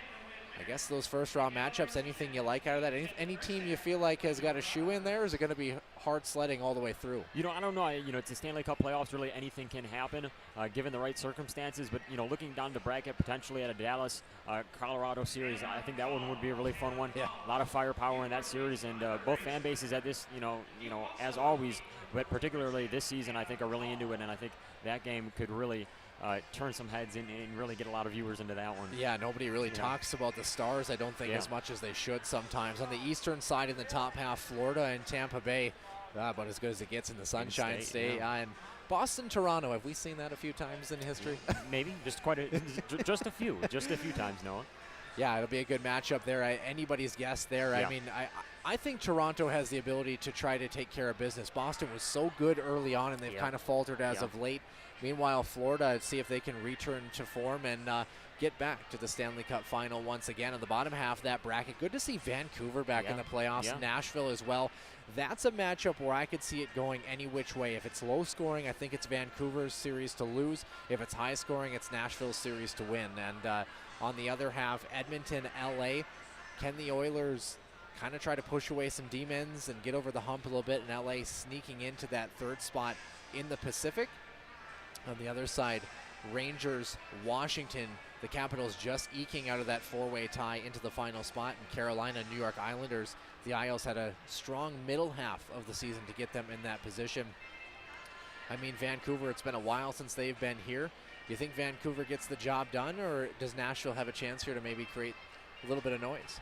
I'll take Vancouver, but I think Nashville, another team that we've seen previously. You have to go back a couple years, but they definitely have some playoff pedigree themselves. So anyone's guess, but I do kind of trend towards your point where if it's a low-scoring series, I would probably tend to say Vancouver takes that one. Yeah, absolutely. Vancouver, a team that has not been in the playoffs, I want to say, technically since they upset the Minnesota Wild during the COVID bubble, essentially. Nashville, on the other side of things, you mentioned that 2017 playoff run. They were inches away and a blown call away from getting back into a Game 7 of that series against the Pittsburgh Penguins, who I'm not sorry the Penguins are out. I'm really not. All my Pens friends and faithful, they're like, isn't it so bad the Penguins are out? No, it's not. I'm sorry. Nonetheless, though, we are 2.5 minutes away from puck drop. The Toros get ready to do battle here in the next 20 minutes. We will take a very quick commercial break here in the Minotauros Network. Edward, thank you so much for joining us. Appreciate you having me. Thank you. For first intermission, we'll have you back for the second intermission after 40 minutes of play. Toros Bruins here in just a few moments.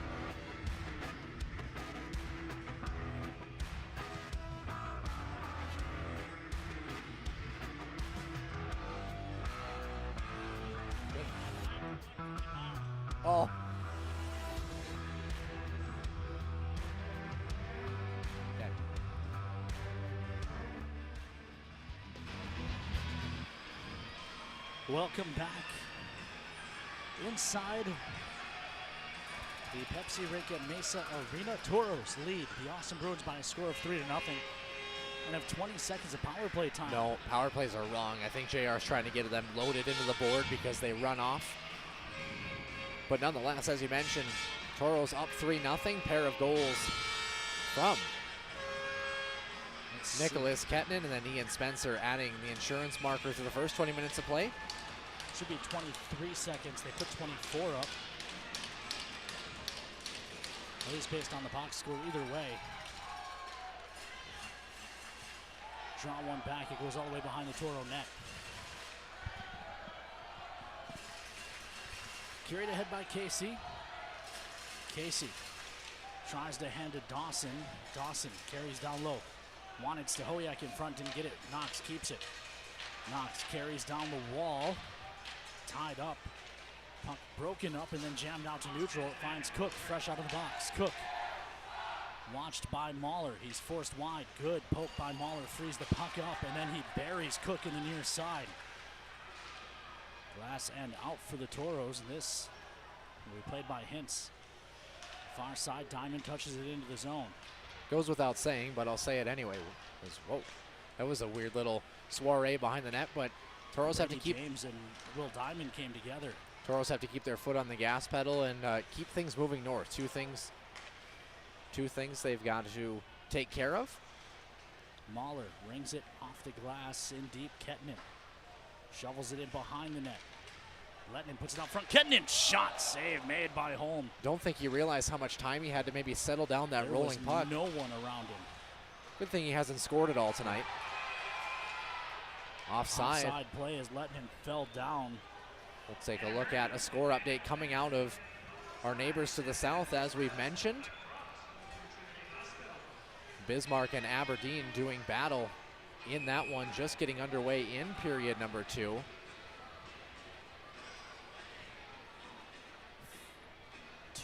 Bismarck. Aberdeen striking back in the middle frame in that one.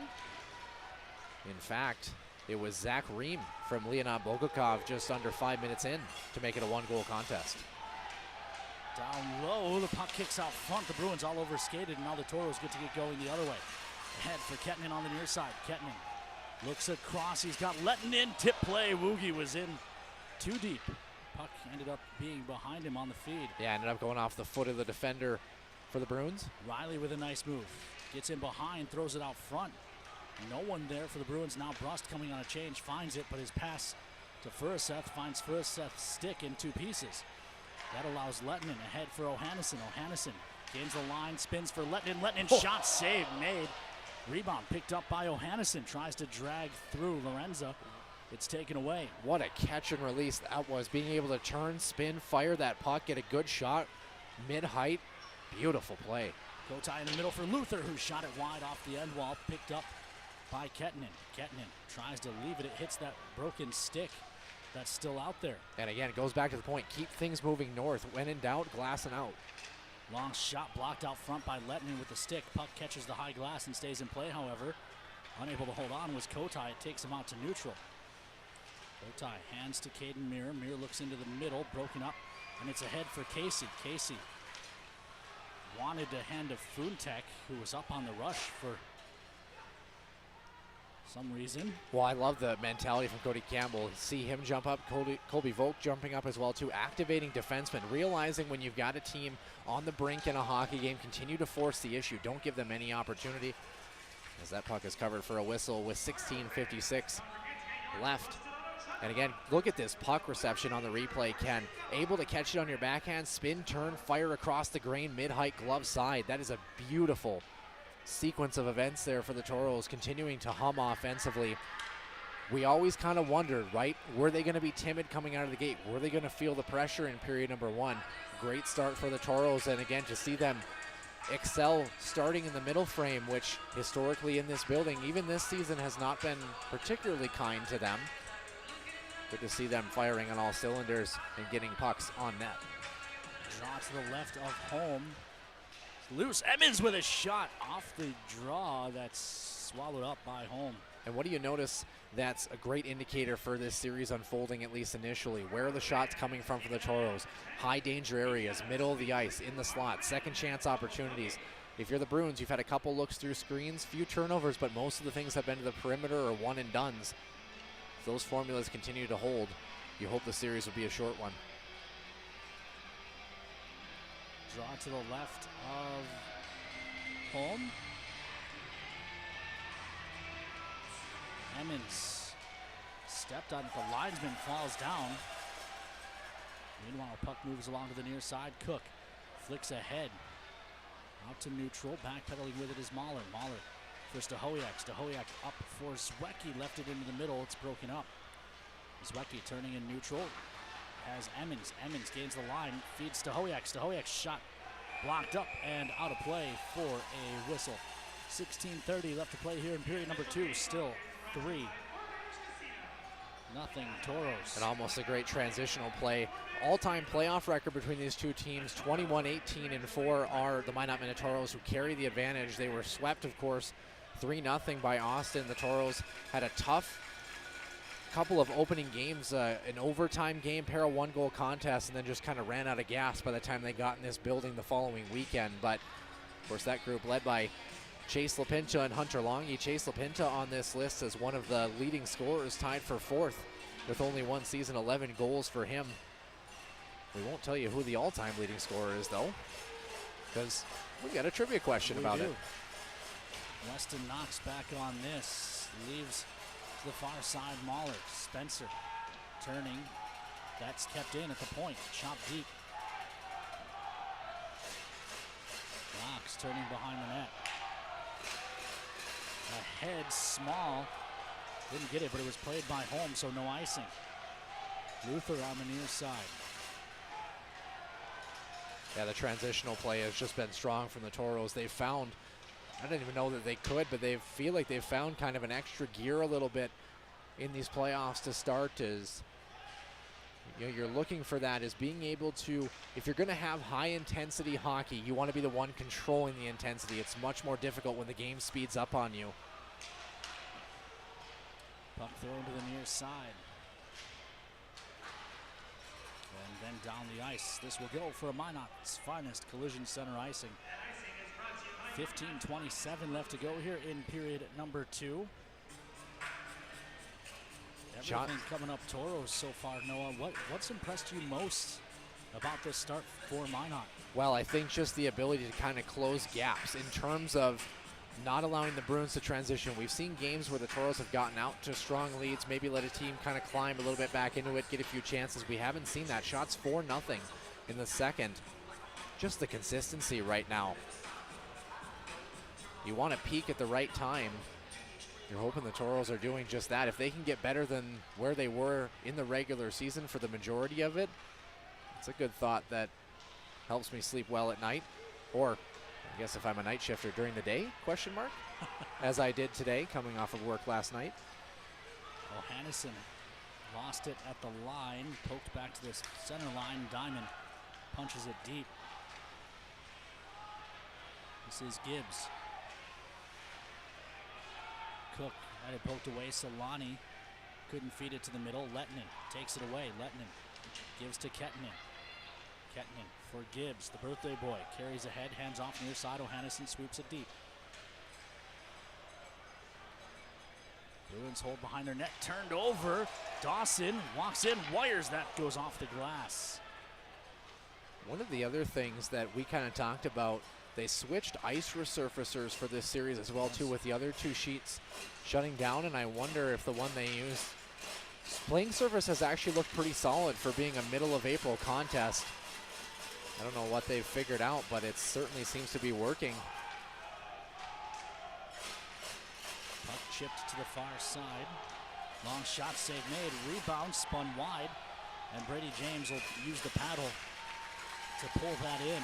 Yeah, and you mentioned what I've liked from the Toros. I've liked Brady James as well, too. Sometimes it can be difficult when you go stretches without shots. And again, boy, how consistent has he been this season? Just being able to be that calm, cool, collected rock gives the defensive core, which is still relatively young, a chance for a lot of them to return next season. Only Jockums and Fruntek age out. That's where a lot of the times where you see new groups coming in, those growing pains in the back end. You have a goaltender who locks things down, makes the first half of the season a little bit easier to get on a roll, and the Toros certainly didn't look back. Murray Marvin Cordes pass was off the mark. Now Casey has it in the circle, plays up top. Jockums walks in, wires, it's blocked to the far corner. Up top, long shot. Save made by Holm on Woogie. Boy, and the Bruins are just all sorts of out of sync right now, just swimming, over-committing way too aggressively. They truly look like they're on their heels and in full survival mode right now. This is Hintz behind the net. Pressure coming from Spencer. Play to the far side, toss across, Hirschfeld. Hirschfeld touches it into the zone. It's onto the tape of Jockums. He comes near side. Marvin Cordes avoids a hit, which led to puck eventually getting dumped up and out of play. 13:07 left in the middle period as we take a look at the last sequence of events. Bruins player ends up trying to take out two Toros and got the worst of that altercation.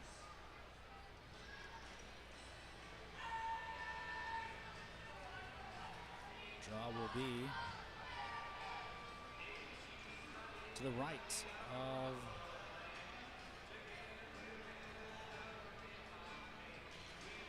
Brady James. Knocks. Hooked down, and the Toros will go to the power play once the Bruins touch. Bear carries deep, looks to leave it short side. Spence, it's in. Toros won't go to the power play. Spence with his second of the night. Second career goal in the Mesa, as we learned during the intermission. Apparently it's a two-spot for each of the goal scorers for the Toros. What a beautiful play. Who does it all start with? We talked about this fourth line, right? Colby Bear able to create that opportunity. This is a look at the last play that we just had. But again, here's a look at it right here. Look at this drive by Colby Bear. He's able to bring a defender with him, curls it around, knows he's got essentially a free play to work with, and he and Spencer makes it look easy over the blocker. Toros, one goal away from free wings.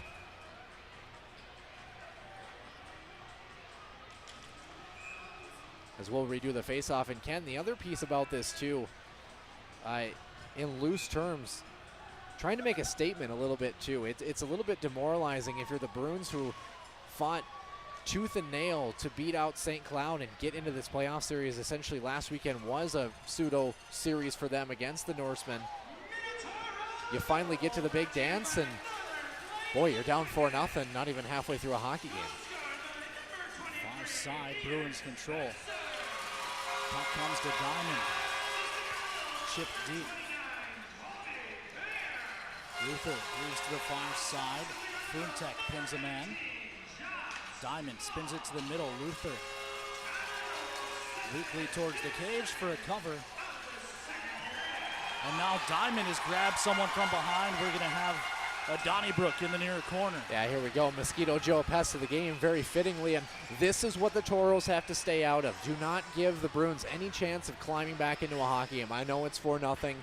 Crazier things have happened, though, and you start to get a power play opportunity here or there. You get a weird bounce or something. Suddenly it's 4-1, 4-2. You don't want to incur that. Yeah. Ken, I don't think I mentally recover if the Toros blow a lead like this. So one way to mitigate that, staying out of this, they're not going to take anybody, I don't wait. Will Diamond was barking at Brady James after all of that. Brady James didn't even turn and look at him. Now the captains to the referee crease. I wonder when this is going to feel like a Bruins-Toros game.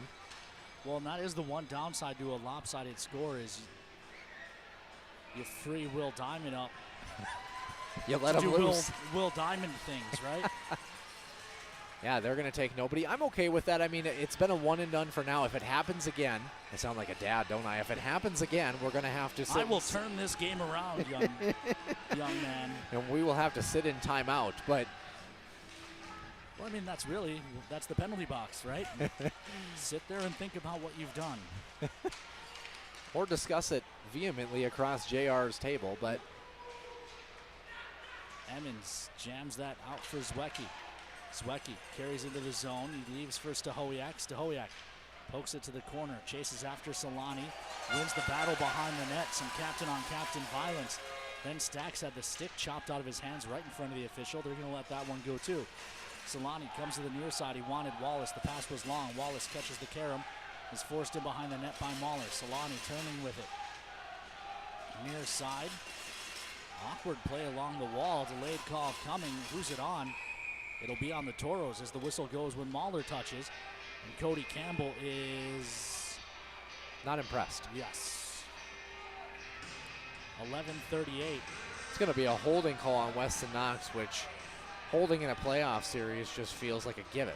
But if you're going to let it go also, as much as you... That's Cody's point, is you're going to let Will Diamond do what he did in the corner. Yep.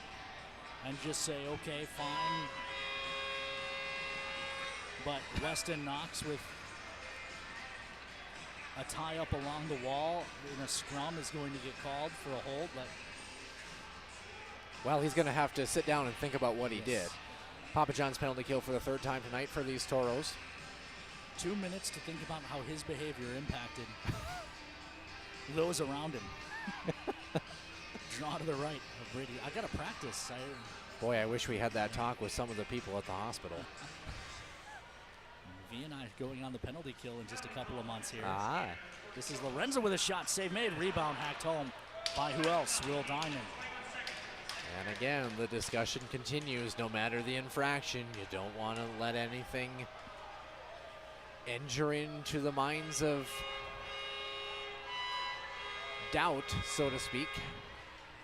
Nonetheless, Toros have to regroup here.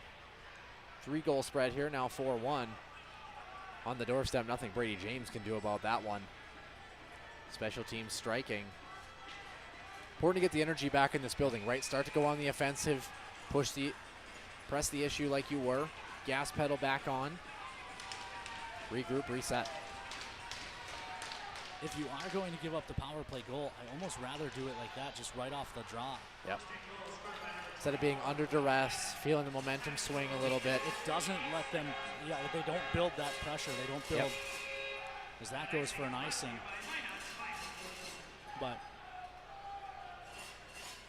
the Bruins, it wasn't like a long minute 30, minute 45 as we look at the Toros' top scorers against the Austin Bruins. That's just wrong. Kobe Volk was 7. That's just wrong. In just 12 contests. Toros win the draw off the icing. Marvin Cordes poked as he leaves the line. He gets it back though. Murr ahead for Dawson. Spins Casey into the zone. Casey returns for Dawson. He fanned on the one-timer. Has to hunt it down in the corner. Jackson Riley steps into him. Casey tried to flick it along the wall. It hit the referee. I'm okay with a shot on goal as well there too. And again, that's where as playoff series and games continue to be tight, sometimes you take the opportunity as given. One of the things I've noticed about the tall Bruins netminder is he does seem to leave a little bit of space with his lankiness about mid to upper corner. Maybe try to pick one of those. Spun towards the front, save made by Brady James. Marvin Cordes ahead. It was tipped, so no icing. Toros will scurry new troops onto the ice. So we have 2 Toros on hat trick watch now, and this is one of them. Shot off the mask of Vilgot Holm, who hasn't seen a shot in a few minutes since that goal that the Toros scored. Furisev poked. Jockums spun down from behind by Norin, and that'll get called. Toros to the power play. Chance to regain the 4-goal lead. Thought that one could have been about a 50-50 there, but nonetheless, the Toros earned the opportunity. A little bit of a makeup call on the soft hold on Knox. Yeah, I think so as well, too. Creating a turnover, and again, definitely got a little bit, it ended up actually getting tied up a little more than I thought he did, but nonetheless, like you mentioned, Ken, first Western Bank and Trust power play. Toros looking to cash in. Toros are 0 for 2 so far this evening. Of course, one of them was abbreviated after a 4-on-4 stint when the Bruins took a penalty during their own power play. just about halfway home tonight. 10:07 left to play in period number 2. Toros lead 4-1. Bruins win the draw and send it all the way down.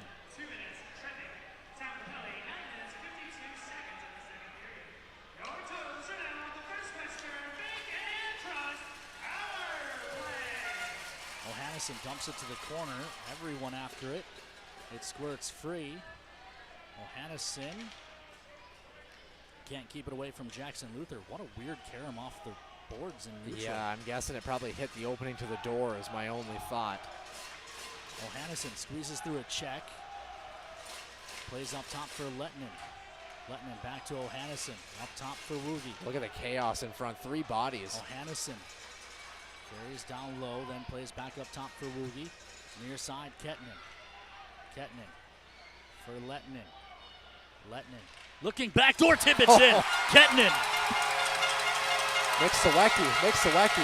Was it Sawecki? It was Sawecki on the tip, and I was just about to mention, Ken, he was getting absolutely worked over in front of the cage and was able to spin off his defender. I mean, he was getting cross-checked darn near in the teeth. Watch in front here, Ken. Look at, he's absolutely getting worked over. Right as the shot comes through, spins off his defender, presents an opportunity off the shaft of the stick in the back of the net. Ketsy was backdoor. Pass didn't get there because Wex went ahead and tipped it home. 5-1 Toros. Oh, and that's such a Nick Sawecki play, right? Gritty, able to take the punishment in front of the net and create an opportunity.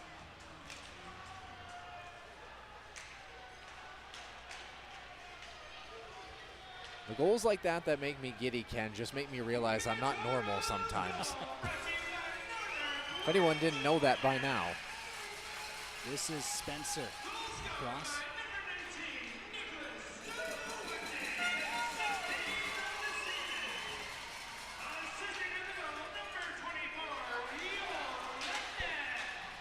Spence knocked down. Bear walks in. Wires blocked. Rebound hacked at the net.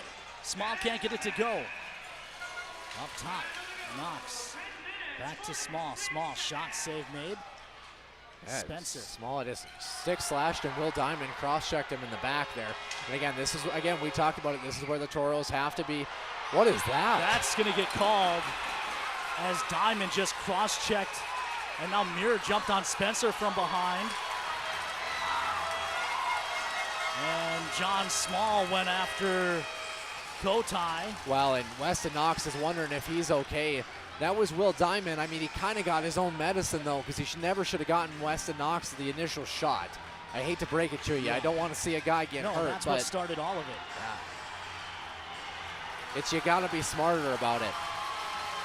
And this is where the officiating crew can. 8:22 left in the second period. You get control.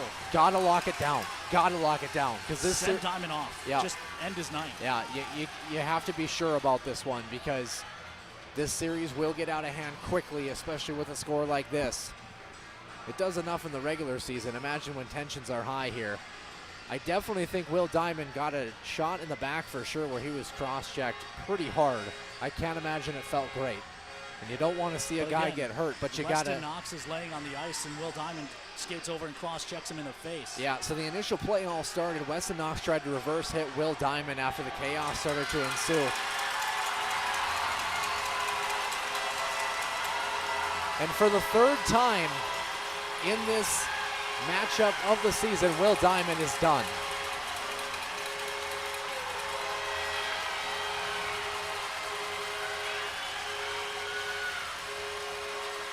And he's not happy about it, but again, you can't cross-check a guy in the side of the head. When he's laying on the ice already, especially. It's not like you were going for his arm and missed. Yep. Like, or you're falling down, you tie up, and then you start to go at it. Guy goes down, you give him a shot, and then jump on top of him. What do you expect? I mean, Nick Sawecki, by the way, first goal of the playoffs, of course. Joel Lettinen and Kettinen. What a great night Kettinen has had tonight. 5-minute major on the board.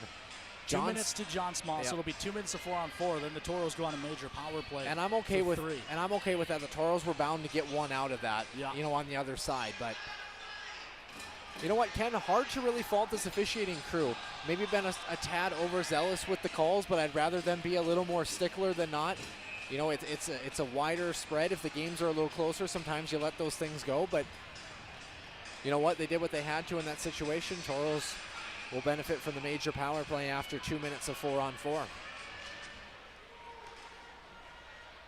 Good to see everybody get up okay in that as well, too. Roughing is the call for John Small. Lost shot at the point, blocked. Zwiecki dumps it in. Zwiecki gives to Stahoyak. Stahoyak tries to sweep it back to the point, gets help from Woogie, but his chop down the wall ends up off the front of the mezzanine. As we surmised, cross-checking was the game ejection. And as we reiterated earlier, third time this season in now 13 matchups, Will Diamond has been ejected from a contest against these Toros.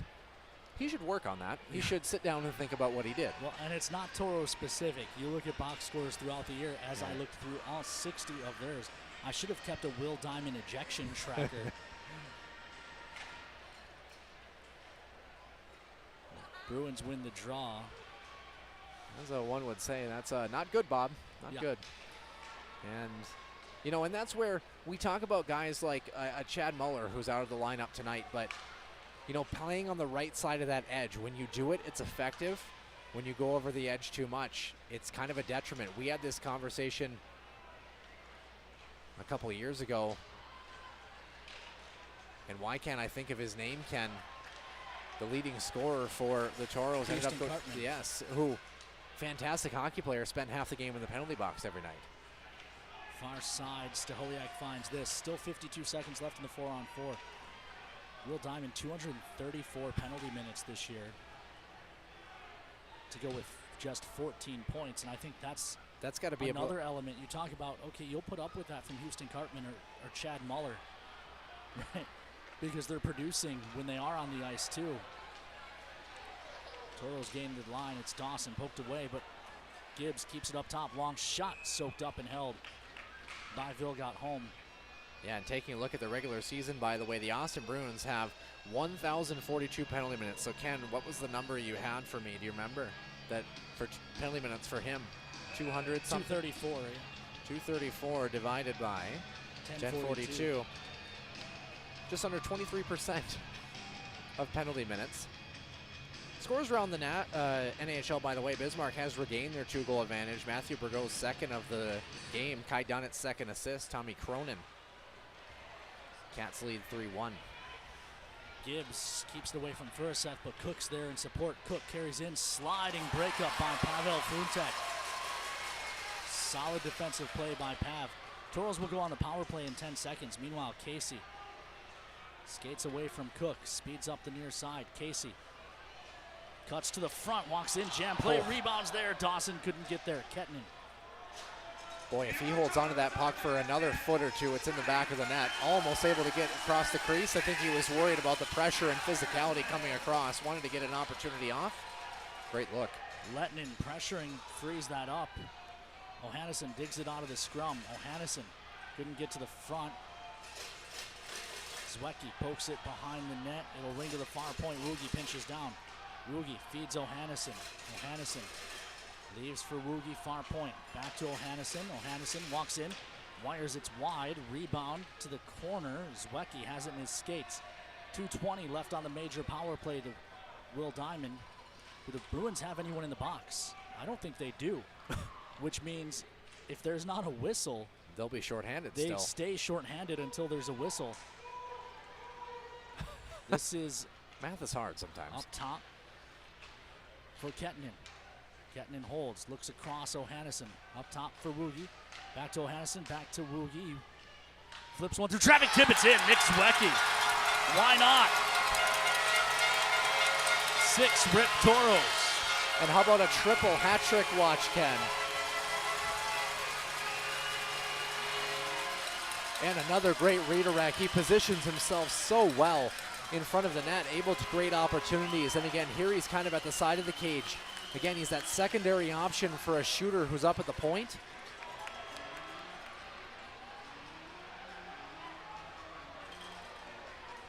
and I can't say enough about the way he plays. Again, a guy who has reaped the rewards of his hard work. And you've mentioned it before on the broadcast, guys who start to become playoff heroes, they come in their first year, they kind of learn a little bit, as the Bruins are now going to send a man to the box. But it's Johan Persson. He's just serving the major on Diamond. But being able, clears tipped up into the bench. But being able to kind of learn the ropes a little bit, put in the work, put in the time, the extra hours, as we get a look at that shot again. Colby Vuk able to create, change the angle, takes a couple steps across, and again, just presenting a stick. Nobody around Nick Sawecki. Bruins not picking up players in front. Just like that, the Toros a 5-goal lead. A set of free wings worth from Buffalo Wings and Rings. Near side, it's cleared out to neutral. For what it's worth, we've still got a period and a quarter left. The most goals the Toros have ever scored in a playoff game was on April 4th of 2014 when they put up 8 against the Bruins. This is Stahoyak. Forced in behind, leaves for Dawson. Dawson can't keep it moving, but Mahler keeps it at the point, down the wall. Casey. Jam play doesn't go. Stahoyak will hunt it down in the corner. Well, and I think to your point, Ken, not only are the Toros playing well, this is one of their best games they played this year, period. Knox spins off pressure, gives to Stahoyak. Stahoyak settles it down. Looks up top, Mahler. Mahler back to Noxie. Noxie's shots blocked to the far side. And just look at the war in front. Every time the puck goes to the point, the Bruins don't know what to do with these forwards from the Toros. And that was something we harped on in the middle of the season when the Toros were struggling. Casey tried to feed Mahler, and then a shot off Mahler off the goaltender from a tough angle. The Toros weren't able to create chances in front and weren't able to box out in front of their own goal as well. But look at the war in front. Look at another battle in front. Nick Sawecki back to work again, looking for his third of the night. Just the way he spins off defenders, creates an opportunity, and wins the foot race. Stick exploded, but Sawecki wins the race to keep it in play. Do the Bruins have someone in the box? They do. It's Furaseth. Toros worth. Gibbs walks in, wire bouncing, puck gloved and held by Holm just as the Bruins come full strength. And the Toros were 3-on-4 for that moment as the sign, you need suntan lotion, you just got burnt. Tank bringing the energy. Nick Sawecki again, his second goal of the night. Colby Vuk, Nick O'Hannesson tallying assists. 3:20 left in the middle frame. Shots 27-14 in favor of the Toros. If you're curious and you pretend to be a math guy like we do, 14-3. And the Bruins have scored on one of those 3 in the middle frame.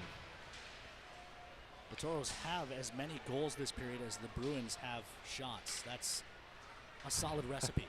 Out front, Small couldn't quite get there. Puck freed up, it's Pendy. Pendy working on Gibbs. Gibbs takes it away. Then it's cleaned up by Funtek. Funtek ahead. Spencer chops it. Puck on edge, and it will go for an icing. And it's a close call, but I'm fine with it. Yeah, trying to maybe prevent anything wild here is, again, Nicholas Kettinen, 3 points tonight, a goal and 2 goals and an assist. He's played well. These Toros have, as I mentioned, not only a great start to the playoffs, one of the best games the Toros have played all year from tip to tail. They've been rewarded for it. They've produced. They've made Brady James's night easy so far. 1 goal he got beat on a power play, hard to fault off of a rebound. So something to keep in mind if you're the Toros at this point, though, is that these games all still count for just 1 in a series, right? You know, you don't want to expend the energy fighting a battle that you've already won. Yes. Well, not just that, but also you don't want to show up to the rink tomorrow thinking it's going to be the same. It's already a 2-0 lead, right? Like this is still just game 1. Whether this score holds or it gets closer or wider. I think a prime example of that, and I hate to use an NHL reference, but it was a couple years ago. The Edmonton Oilers got blasted in their own building like 8-1 or something like that in Game 5 of the series or Game 4. They came back to win that series. You know, offside play. As you mentioned, And Gibbs took exception to the way he was hit. Funtek over. It was Wallace who was running around. As you mentioned, you've got to win 3. You got to be healthy for 3, and you got to be in the lineup for 3. You got to be eligible, Yep. right?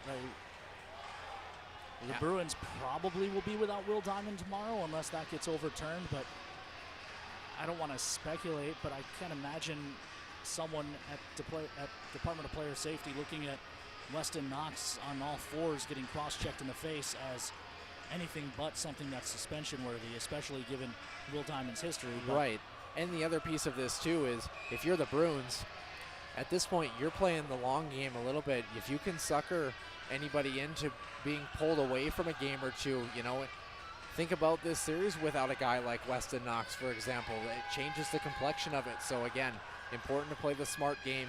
Important to stay out of the extracurriculars, do what has to be done if you're the Toros, who have done very well for the first 37 minutes and change. 2 minutes and 16 seconds left in this period before I go downstairs and pull Nick Swecki from the locker room. Trevor Stahoyak working behind the net, so is Emmons. Stacks tried to stuff it. And I don't know why Brown was so enamored by Stahoyak taking the extra whack, albeit probably not necessary in a 6-1 game, but at a certain point, I always feel like if you're going to be the bad guy, I'm okay being the bad guy. If that's the role you're going to take on your team, or if that's the attitude your team's going to take overall. Right. But also, at a certain point, you have to understand if that's the way you're going to play, at some point the other team is going to come back at you a little bit, right? So then acting with such disbelief that the other team would dare hit you back is always amusing to me. Also, by the way, I don't know if many people noticed it, but that little kick pass through his legs from Nick Sawecki on that last zone breakout was, he's playing well tonight, let's put it that way. Furisev carries deep into the Toro zone, plays to the far wall, Norin. Turns it over, and then it pops into the Bruin bench as Caden Muir tried to close off the blue line. Would be hard-pressed to find Toro that hasn't played good tonight. Maybe Lucas Sweden. He's got the clipboard. He's charting shots. Only 14 of them that he has to chart. He looks a little bored, which is a good thing. You want your backup goalie to look bored. If your backup goalie is... And your starter in some senses. If your backup goalie feels that he needs to be 100% locked in for 60 minutes, that probably means that your starting goaltender is not looking great. Yeah, case in point with Trent Wimkin, who got chased early on in this contest for the Bruins. Far side, Dawson in, tied up. Couldn't pull the trigger on a shot. Now it's head for Lorenza on the near side. Lorenza with a shot put up off the glass by Brady James. Rebound side of the net. Good job by Knox to keep Caden Muir from getting to the front. I imagine we'll see a lot of that. Muir was down low. If you're the Bruins, defensemen have to jump in if you want to have any chance at coming back in this one. Knox guides it to the near side, took a hit to make the play. Norin took a run at Marvin Cordes as well.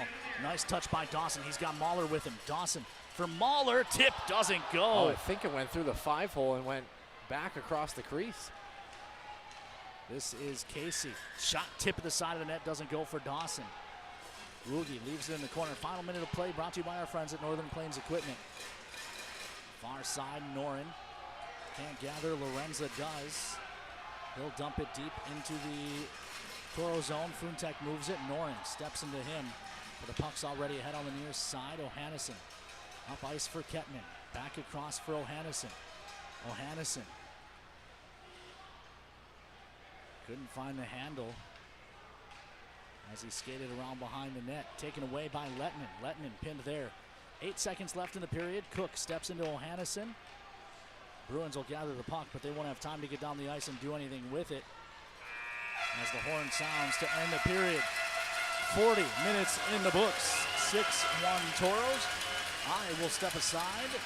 Edward Neiman will step in for the Forebears Casino Lodge and Admission Report. Toros put up another 3 spot, and Jew leads 6-1 here on the scoreboard. And yeah, things are looking good here in Toro land. Again, we'll recap some scoring for you in just a few moments. Shots 29-15. Toros basically doubling up on shots. Let's grab that score bug here and take a look. Just recently refreshed. 16-4 were the shots in period number 2. And remember, the Bruins' lone goal came on a shot that ended up with a rebound. So two of those shots came on the same sequence. Meanwhile, Toros 2 for 5 on the man advantage now with the major power play. The Bruins, their power play goal 1 for 4 in the second period. Ian Spencer, his second goal of the night from Colby Bear and John Small. Will Diamond, who got ejected later in this game, his 7th of the season. Then Nick Sawecki with a pair. Joel Lettinen, Nicholas Kettinen, Colby Volk, Jack O'Hannison, all assists. We have 3 Toros on hat-trick watch tonight. Each of our goal scorers has 2. If you're looking around the Central Division a little bit more, still 3-1 after 40 minutes of play. The Bobcats got one back, out shooting Aberdeen 13-11. Shot bug alone tells me that this game between Aberdeen and Bismarck might be a little bit tighter checking and wide open. Only one power play opportunity for Bismarck in the second period. As we await the final 20 minutes of action here at the Pepsi Rink at Mesa Arena, and we'll try to make sure, I believe it's going to be Nick Sawecki for our Farmers Union Insurance intermission interview. As I bring in Edward Neiman. Well, if you weren't having fun before, you having fun now? Yeah, absolutely, absolutely. A fantastic second period here for the Toros. I mean, Sawecki with 2 very similar looking goals there, getting traffic in front of the net and getting the tip in, and blowing the doors wide open on this one. And the shot advantage 29-15 tells the story here, as we had, I guess, what now is a little bit more of a tighter period compared to this second one, as it's really started to gain some separation with the barrage of goals here from Minot. Yeah, they've looked very good. And you know, you mentioned Nick Sawecki. We've raved about him quite a bit as a guy who came in last year, kind of learned the ropes, was a 4th-line guy in and out of the lineup. And again, similar to a guy like Jack O'Hannison, that ascension, getting that skill set involved, feeling comfortable in your second year. But Jack O'Hannison is more of a shooter, more of a goal scorer, finds those quiet areas. Nick Sawecki, you look at those goals he scored, taking a ton of punishment with a smile on his face. Yeah. You know, what do you think about a guy like him who he's able to essentially kind of wear one for the team and create some separation at the right time? I mean, listen, that's what you want, especially in the playoffs against an Austin team, as we've mentioned time and time again, a very physical team. You want that type of player on this roster if you're Minot. You know, not everyone's going to want to go in front of the net, do the dirty work, and get in there against some tall, really big physical guys. Nick Sawecki's the man for the job, and you can see that it's reaping benefits here for Minot. You know, the other thing we talk about is discipline. Will Diamond ejected after that cross-check on Weston Knox.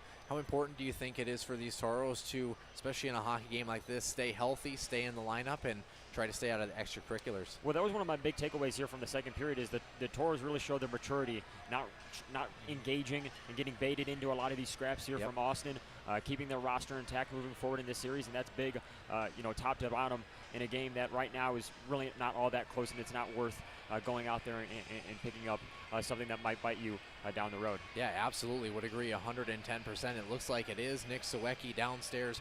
We'll try to make sure that our house audio is plugged in if I can figure out where our house audio went. And we'll do my best. It disappeared on us for half a second, so we'll try not to plug it in until we know a little bit more. There it is. As Ken Oda is down ice side on the benches. Very weird, our sound issues. The house audio continues to go in even though we have it shut off on our board, so we just decided to disconnect it and try to move on. Get used to that, Edward.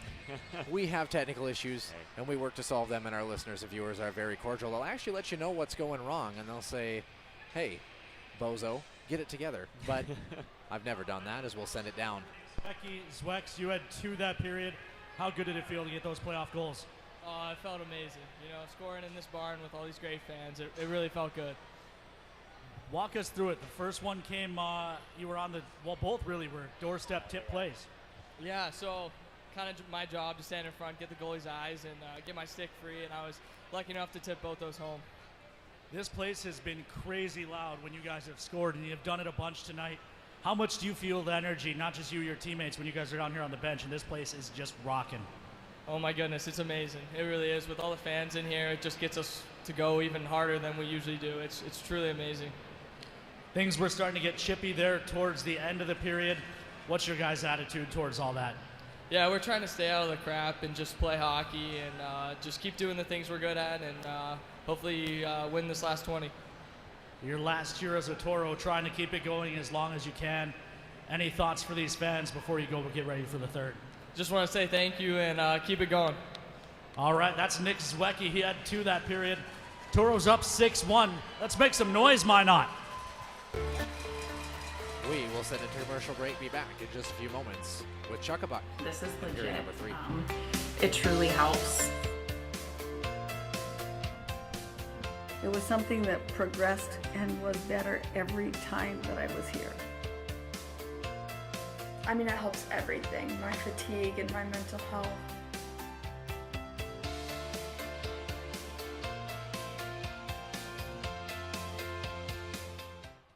No. Oh! Wait!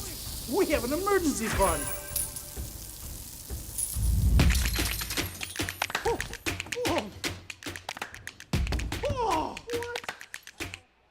Since 1977, Northwest Tire's been your partner on the road for over 40 years. People have put their trust in our quality brand tires and expert service on the roads and in the fields for work, play, and travel. Northwest Tire, keeping you rolling down the road. Nothing has embodied the American spirit like the family farmer. Year after year, they continue to work the land and plant their crops. Through droughts, floods, and uncertain markets, they keep that spirit alive with another crop harvested for the next generation. And for that, we tip our hats to them. Farmers Union Insurance, protecting those that protect America's food source. The Four Bears Casino Sportsbook has a new look. Enjoy Vegas-style betting in comfort. Play and qualify to win trips to Vikings or Raiders NFL games. Order a drink at the dedicated bar. Then kick back in a lounger and watch the full wall display. Feel the action all the way to the final moment and claim your winnings. Book it for private draft parties or game day too. Visit the remodeled Sportsbook at Four Bears Casino and Lodge, 4 miles west of Newtown. Brookley Hogvet. Brookley Hogvet. You are today's Chuck-a-Puck winner. Please head to the merch stand for a chance to shoot for your prize. Brookley Hogvet. In life, there's good, better, and the best. The same theme applies for our car and light truck tires at Northwest Tire. We offer you good tires, better tires, and the best tires. Which choice is right for you? That depends on your tire performance needs and your budget. The choice is yours. Come in and talk to one of our tire experts and we'll help you decide which tire is best for you. Tomorrow might be hard to see, but tomorrow is right in front of us. And we're always looking towards it. Investing another $4 billion in renewable energy and low-carbon solutions through 2025. And lowering emissions by modernizing our infrastructure, bridging to a sustainable energy future. Our history sets us on our path. From the moment we're born, we began our walk through life. We learn so we can discover. We find our passion and develop our skills. We build relationships. We start thinking about what we're going to leave behind to those we love. Let our legacy help shape yours. First International Bank and Trust. No matter your place in life, we can help you live first. The Lamplighter is Minot's premier liquor store. Whether you're looking for wine, cold beer, or a fine bourbon, stop in and browse our selection, or make a quick stop at our convenient drive-thru. The Lamplighter Lounge and Liquor Store. As far as what Plains Egg has to offer, great pay along with some of the best benefits that I've seen in the job market. The company understands the importance of family and family values. You need to have that time with your children. Plains Ag is 100% family oriented. I love working here. Very helpful. There's no problem it feels like we can't solve when we're working together. Go to plainsag.com, fill out the application, and we'll be in touch with you shortly.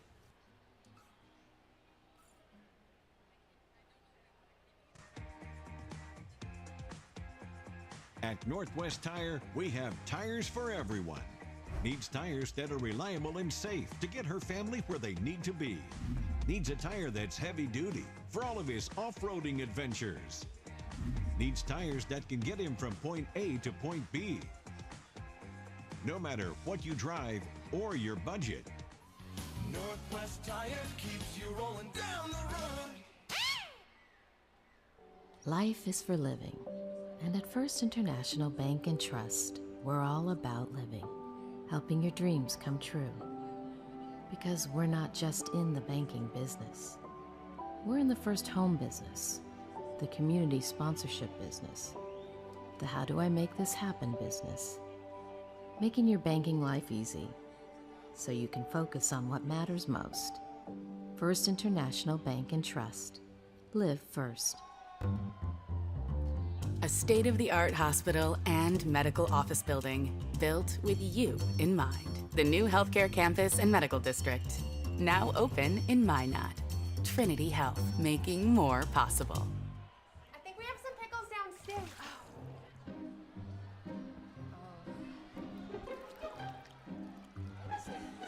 Honey, got some good news and some bad news. The trick to throwing well is knowing where you want the ball to go. Like how the local bankers at First Western Bank and Trust take the time to learn about you and recommend the banking services like online banking or personal loans that keep your goals on target.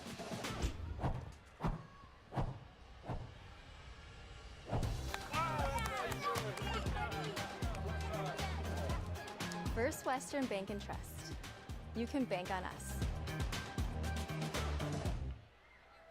I've been canning my whole life. It's one of my favorite pastimes. Today I finished the raspberry jam. That's my favorite kind. Well, here, take it with you. I hate Thanks, this Grandma. one too. Now, Thanks, for my Grandma. selection. Like, oh my God. Oh. Each jar shows the year it was canned. That way I won't forget when I put it in here. Kobe. Grandma, what's Kobe. that? Kobe. Oh. After this Your one, right? grandfather Okay. and I worked so hard for this. It's our life savings. In a jar? Canning is really the best way to preserve anything. It's true. The way we've always done it isn't always the best way. See how we're changing for the better at Aspire. Grandma, you can bank from your phone now. Oh, wow. Aspire Credit Union. Aspire to more.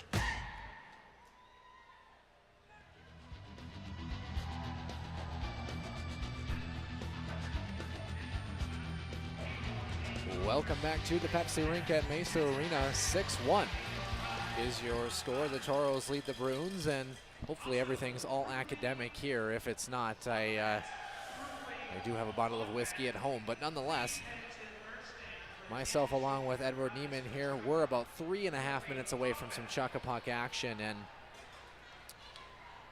this is an interesting conversation. We talk about this. We were worried the Toros, just making sure they were ready to play here tonight. Clearly, they've shown that they have. Looking ahead a little bit to tomorrow, Ken and I talk about this in the middle of the second period. How important is it for this Toros team to realize that however many goals you score tonight only counts as one win in the best-of-5 series?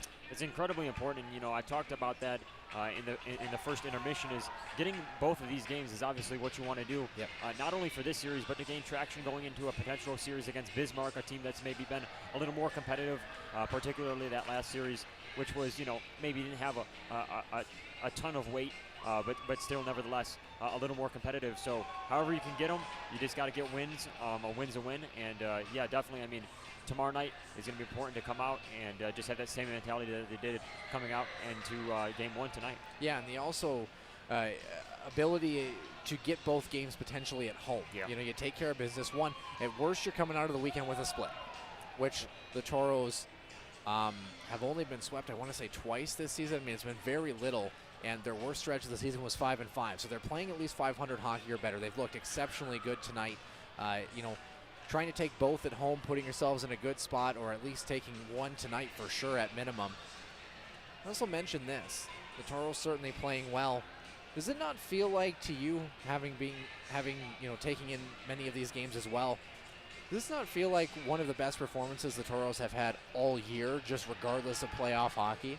It does. It seems like they came out and, this team has went on runs all year long, hasn't really been on too long of a losing streak, and I think that speaks to the depth of this team, particularly just this is a long season. They've been playing hockey since, late August, really, and to come out here in a playoff game round one and to have that same freshness as they did early in the season really is an optimistic outlook, especially going into this playoffs. Well, important as well, too, the fact that they weren't scratching and clawing their way into the playoffs like they did last year, so being able to rest some guys last weekend, 2 9-game winning streaks as well over the course of the season, as you mentioned. But if they're quote-unquote peaking right now at the right time and they were as good as they were this season, I mean, you look at this Toros team, right? You finish the year 44 wins on the season, 90 points total on the year, 208 goals for, one shy of Bismarck at 209, only giving up 125, the least amount. Pretty impressive. We will send it down now to center ice for some chuck-a-puck action. Might be a little bit too much to try to get the house sound into this one, so I guess we'll do our best here. A pair of young shooters here. Looks like we've got a righty and a lefty. The lefty's got to be the better player, just speaking from experience. What can I say?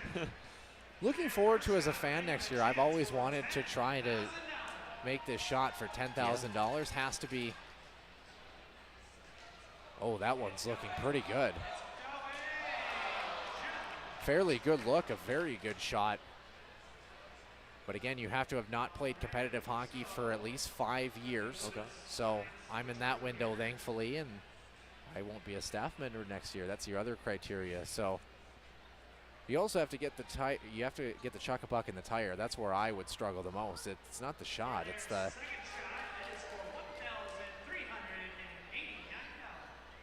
just under $1,400 is the pot now. A little more of a golf stance here.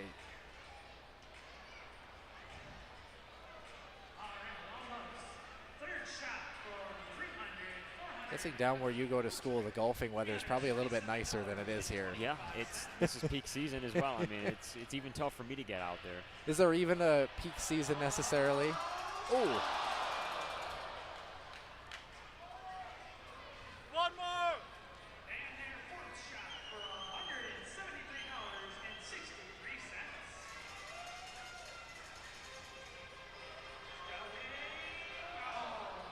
And just a little bit wide, but the Toros lead 6-1. Edward, thank you so much for your time. Thank you for having me. Yeah, we appreciate it. We're looking forward to having you more in this booth as next season goes on and hopefully covering a long playoff run. So appreciate it again. Yes, thank you for having me. That will do it for the second intermission. We will take a quick commercial break here on the Minotauros Network and be back with the final 20 minutes of action.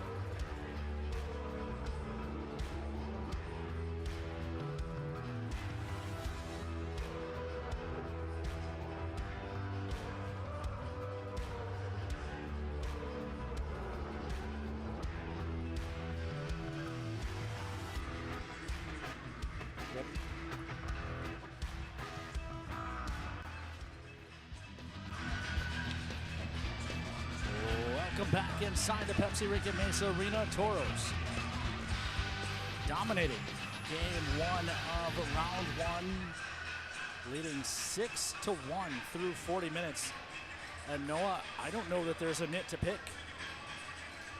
Yeah, no, I think just Well, I mean, better on the PK technically. Not giving up a power play goal, but again, we talked about it, 4 shots on goal for the Bruins in period number 2, and 2 of those were on that same sequence, so almost doubling up on shots. To this point, 29-15, the margin was 13-11 for the Toros in period number 1, and yeah, this is, we kind of talked about this off the air a little bit, myself and Edward, is healthy, in the lineup, nothing stupid, finish the job. Draw at center. Toros back to working right to left on your computer screen or smart device. However you have joined us on the Minotauros Network, we're glad to have you with us for game 1. Toros looking to jump out to a 1-0 lead and get their first playoff win. Under Coach Campbell's tenure, first since 2021. Ken's got a couple more gray hairs since the last one, so I said it. I'm not taking it back. A lot more than a couple more. This head Cook, gloves down to the stick. That's an offside play. As the whistle goes, 19:24 left to go here in period number 3. Offsides brought to you by our friends at Pinnacle Express. Convenience on the go. Across from the new Trinity Hospital, I imagine you've stopped there a time or two. Certainly have, and again, as we mentioned, special teams wise, very important matchup. Toros, good power play comparatively, and the PK has been rolling. Ken, also speaking of stopping at places, I just want you to know that my girlfriend does like to go to Ulta. She's got a lot of points, and they do have Just for Men on sale if you'd like something. That is just way too much work for me. As this is Riley in offside by a mile. They have a lot of things there that I feel very out of place with. I'll just put it that way. It's a lot of walking around and saying, what's this thing do? You know, it's not so much the going gray, that it's the, well, I think I've talked about it on here. When we took the kids to Disney, trying to keep them entertained in some of those hour-and-a-half, 2-hour long big hit on the near side. It's going to be a power play. Yep. Toros will go to the power play. But it'll be... Cross-checking will be the call. Eli Brown to the box. Toros 2 for 5 on the man advantage now, looking for their 3rd and 6th. First Western Bank and Trust power play as we get a look at it again. Just kind of a scrum on the front of the wall, and yeah, could have been interference too. So again, good non-retaliation from the Toros. That's probably a penalty you don't mind either if you're the Bruins. Realistically, chances of coming back in this one are slim. Yep. If you can exact some punishment. Set the tone a little bit, yep. On a guy who's burned you twice already this evening. Well, you got 3 of them to pick from. Yeah. This is Kettinen, who's clearly no worse for the wear. Plays up top for Woogie. His counterpart is in front of the net. Nick Sawecki battling. Tip play doesn't go. Boy, that was... Or did it? Very close. Whistle went. Nicholas Kettinen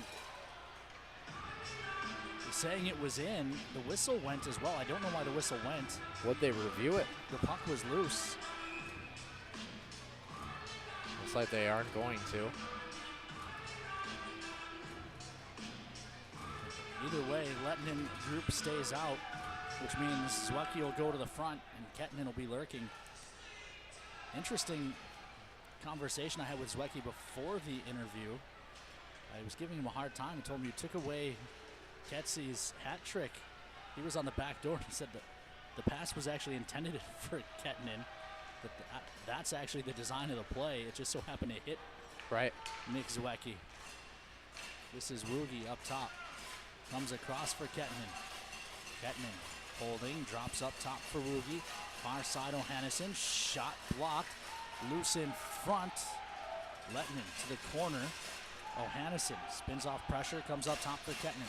Kettinen walks in, his shot's blocked and cleared. That's one of those 66 ticks left to talk on the power play. That's one of those conversations too where don't you hate when things work out, right? I mean, the set play didn't work because it didn't even get to the set man. I mean, the puck movement has been very good. The Toros do a very good job as that puck gets cleared down the ice with 45 left on the power play, but they do a very good job with these power play units of moving low to high, and I like a lot of, whoa, that was a weird little. James said something to Dawson on the way through too. Dawson just lost an edge and crashed into his own goaltender.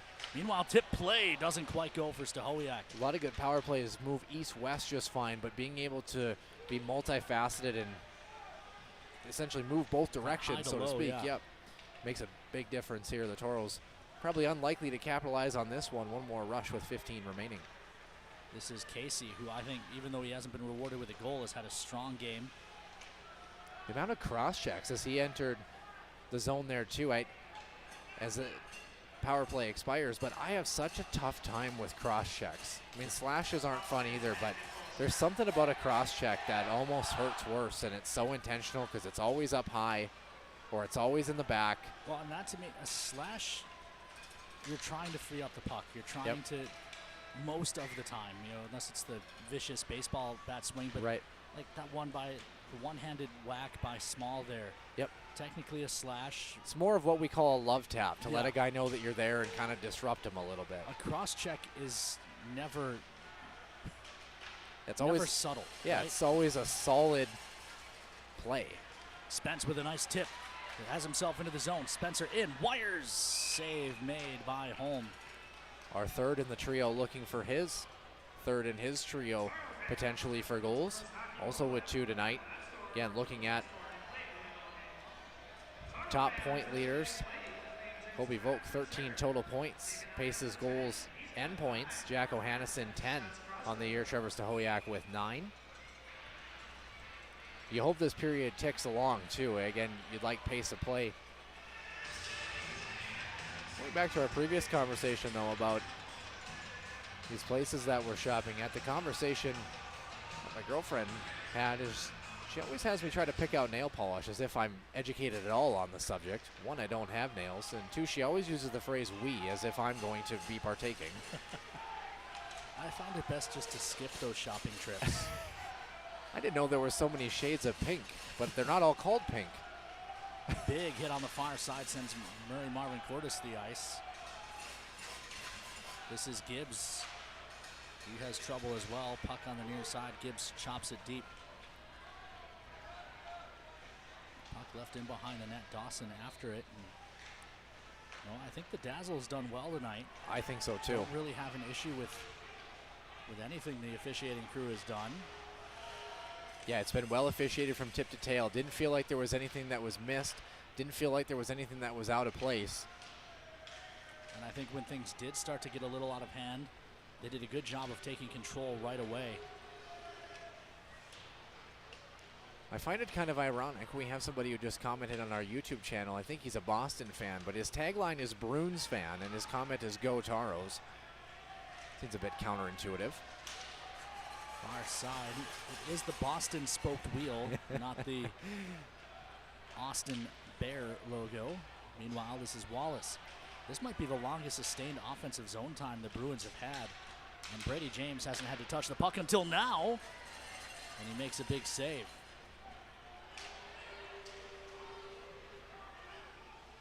I was going to mention as well, too, in the second period with only 4 shots on goal, when he's not yelling at Will Dawson running into him, what do you think Brady James thinks about? Yeah, fans can go look at our YouTube. I believe the mic'd up is there. It's definitely on our TikTok. But we mic'd Brady James up for a practice, and he likes to sing when he's not engaged in the play. Or I shouldn't say not engaged, because he's certainly engaged when the puck's 200 feet away, but he's not. Goalies, man. Yeah. Our goalie liked to always yell at us and cross-check us during practice, so that's a better alternative, I think. Yeah, no, Brady James. Meanwhile, something happened behind the play. 2 guys collided just right in front of the bench. So I only know about it because 2,000 officials in the stands tried to make the call. And now it's whistled as a hand pass, so the draw will come out to neutral. We'll take a look at a final out east. Here, don't forget Robertson Cup playoff action going on all around. Maryland comes back. They were down in that one, so the 1 seed out east takes a 5-3 lead. They would be the 3 seed, I believe, overall, if memory serves, which... I've always loved their color scheme and their graphics. And again, Robertson Cup playoffs with you all playoff long, presented by Dental Care Associates. Question is Brady James a good singer, and does he have good song selection? That's the... If you ask my kids, I am not qualified to criticize anyone's singing. I sing around the house quite a bit, and just this week, my daughter, why are you always singing? And how come you haven't gotten any better at it? As there's a hand pass whistled, and it's Kotai who's down. He really looks shaken up. A slew of players got tangled up right at center ice. I think it looked inadvertent. I don't know if it's shoulder or... Yeah, it just looks kind of like he was stung. Yeah, just got tied up. And I think the way Knox got tied up with him, if you look, Knox, I thought maybe he kicked him in the head, but it looks like he just kind of fell over top. I don't know that there was any contact. Nonetheless, good to see him get up unscathed. Draw at center. I feel the same way about my broadcasting. How have I been doing this for 5 years, and have I really gotten any better, all things considered? And as I talked with Edward, too, which he did a great job during the intermission report, excited for him to be in the fold a little bit more, but it's like anything, as there's a great save for Brady James, but the less repetition you get sometimes, the harder it can be to jump in. I had the comment, he asked me, do you think you'll jump in the press box for anything a little bit next year, if you're around in the building and stuff? And I said, well, I'm excited to take in games as a fan, but I said the other thing, it's kind of difficult if you don't do it for a couple months and you kind of jump back into the realm to feel a little bit polished. Not that we've ever, if I was a rock in a rock polisher, it doesn't work right, but. I will say that's one of the things I love about the showcase is that you do get 4 games in 4 days. It's an easy way as a broadcaster to kind of tune up a little bit. Yeah, knock the rust off. And there's a shot blocked out front by traffic, but it's tough on the guys. 4 games in 4 days. Shot blocked by Kettner. That stung him. Hintz plays up top. Wallace hoists one into the corner. Wallace turning around. Hannison couldn't get through with the puck. Now it's dumped down into the corner. And behind the play, Wallace and Fiorillo and O'Hannison were all taking some shots at each other. Meanwhile, Bruins still attacking. Hintz behind the net, tries to stuff it on his backhand. It doesn't go. Jonkins finds it. Banks up ice for Kettner. Kettner carries to the middle, delays, tries to feed O'Hannison. It's picked off. Best period that the Bruins have had so far tonight, though. They've had a little bit of pushback. You have to wonder if part of that is the Toros kind of taking their foot off the gas a little bit, but trying to make the simple play as opposed to the aggressive one. O'Hannison will just flip that deep. Bear up on the pressure. Person leaves it behind the net, poked free by Spencer. Spencer feeds Bear. Bear up top for Mahler. Mahler's shot's blocked to the far wall. Small after it. Pendy won the race, however, he had a head start. Near side, Brown. Brown up ice for Luther. Luther bumped down by Mahler. I think Luther actually mostly went down because he was trying to avoid the big collision. Far side, taken away. Pendy behind the net. Pendy holding. Brown's shot blocked to the far corner. Long shot from the point goes well wide. Near side, Pendy tied up. Most of the stuff still for the on the perimeter, I should say, for the Bruins, which is a good sign for the Toros, even as they've stepped back a little bit to keep things under wraps. Scrum on the near wall. Colby Bear, who we had some fun with. Brown stepped up on Spencer. Mahler over to have a word with him. Yeah, again, if you're Brown, I know he's a big guy, but Adam Mahler, nope. I would live to fight another day if it was me. This is Funtak ahead for Spencer. Elijah Brown is 6'6", 210 though, so a pretty good matchup, all things considered. Good stick work by Gibbs to clear that puck and break up the pass. Far side, Cook. hit hard by Bear, and they're going to call Bear. Yeah, boy, and I thought it was a trip, but I definitely think Cook sold that one. I'm going to be honest with you. I don't think that was a vicious knee as Cook is trying to make it appear. No. We'll get another look, I'm sure. But I didn't think that was something that warranted. Yeah, we'll take a look here. Anything more than a 2. As this is a head. Bear stepped up. No, he got the bottom of his foot from what it looked like. Yeah. Bear's leg stayed in his frame. It wasn't like he stuck his leg out. Yep. Cook was just trying to go around him as Bear's there. A little bit of a push off at the end, but I mean, nonetheless, I think 2 minutes is more than appropriate. Papa John's penalty kill again for these Toros. 10:23 left.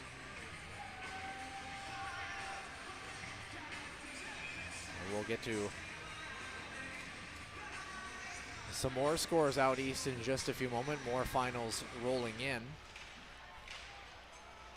Furuseth leaves far point, Hintz. Long shot blocked by Adam Mahler. Puck around to the near side. Furuseth. Long flip shot goes wide. Luther touches up top. Hintz able to keep it for a moment. Zwiecki takes it away. Zwiecki shorthanded, gets free. Zwiecki in. Can't tuck it. He does. Was it Zwiecki or Stahowiak?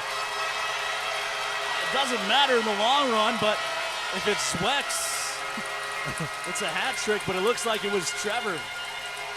Yeah. A shorthanded goal for the captain. Putting home the rebound for the 7th goal of the game. How about that? Not often you see a 2-on-0 by the end of it. Shorthanded. That's one way to do a penalty kill. Yeah, Stahowiak able to tuck home the rebound. Good follow-up there.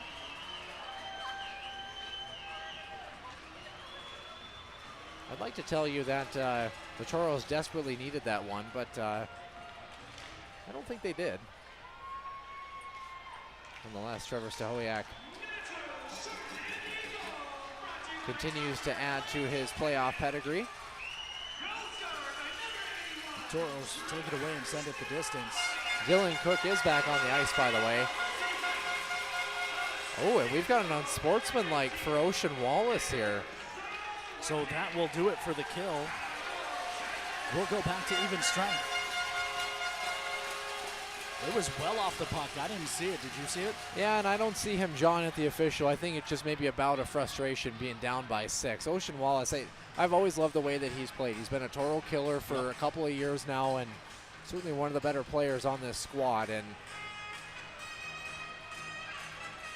not really like him to get too animated, so I think frustration in the moment. Certainly a difficult night for the Bruins here.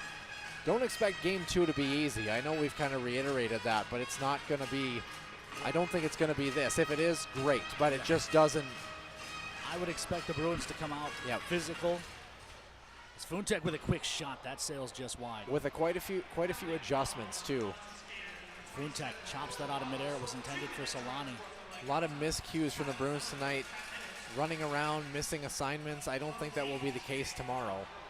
Ty James pushes it into the zone, but it eluded him. Bynum took it away and played to Solani. 50 seconds left in the 4-on-4s. Casey steps into Bynum to free it up, but the Bruins had plenty back. Casey trying to get after Cook, but Bynum interferes with him. Near side, Mir plays the middle. Chopped out of midair by Knox. He then throws to the near side, Casey.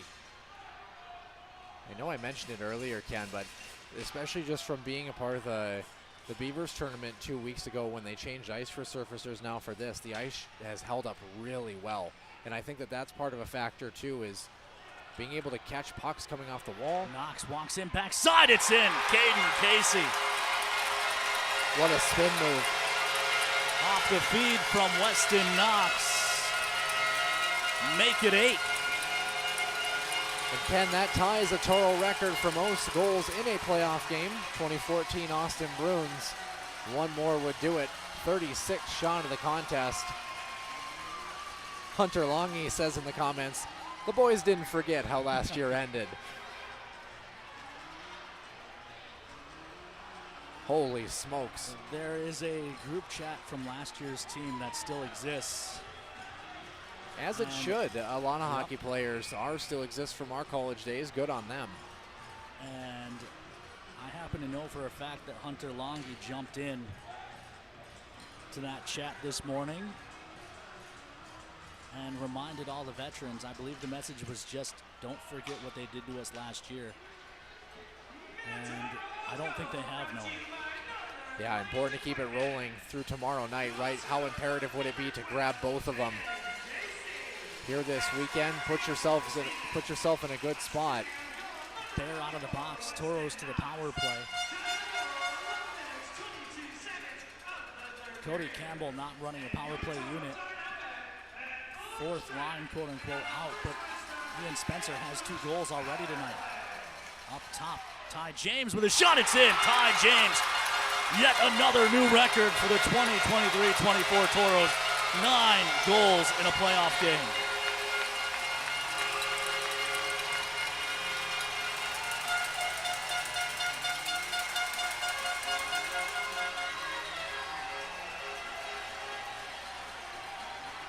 Yeah, nice little puck movement. Pavel Funtek makes a man miss, makes him look silly doing it.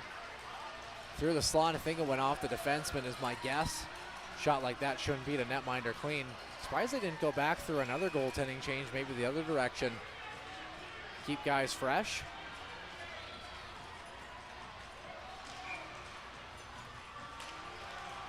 So if the Toros score one more, do I get 10 free wings? No. Not how it works, but I really want some. Here's my question. Does it go how it goes at your house? If I whine hard enough, do I get what I want finally? that's not how it goes in my house. I whine plenty and no one gives me what I want. Make it a 3-point night for Spencer as Dawson tries to dump that in. Kotai steps into him. Could be because you're not cool enough as your kids, but Yes. I mean. Although I will say I earned some major dad points this week. Fans may have seen on social media. I did. Very good. It was anything but a backpack day yesterday at the kids' school as Casey's getting buried in front. And I brought Scratch his head. Yes, the Bismarck. We found the Bismarck Bobcats mascot online, and the Toros own a replica of the Bobcats mascot. So my son Will brought Scratch's head as his backpack yesterday. Had his books and his folders and everything, and Scratch's head. He took it all out and got to wear it around class all day. Ken, I will say this. I've been doing games with you for 3 years now. Correct me if I'm wrong.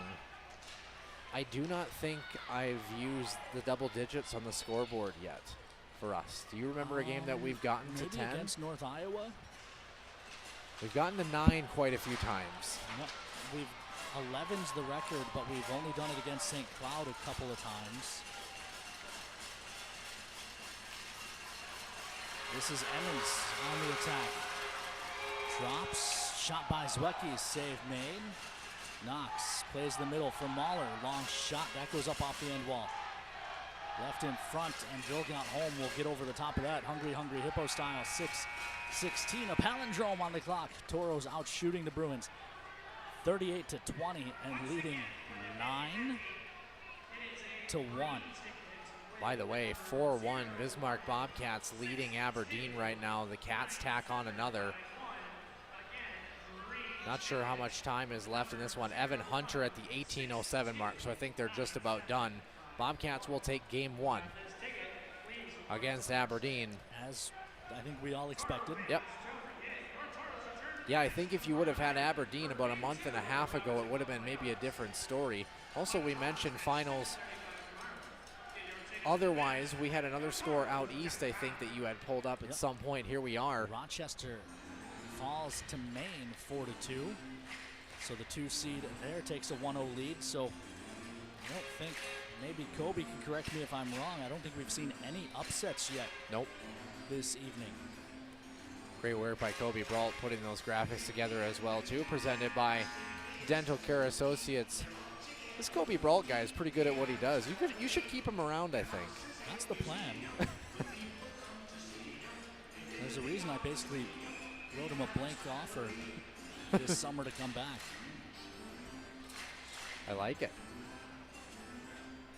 When Peter Theodos left, Kobe was my first call. He knows how many zeros make a lot of money, right? Without the decimals? Well, if he does, he didn't ask for it. Emmons and Wallace on the draw.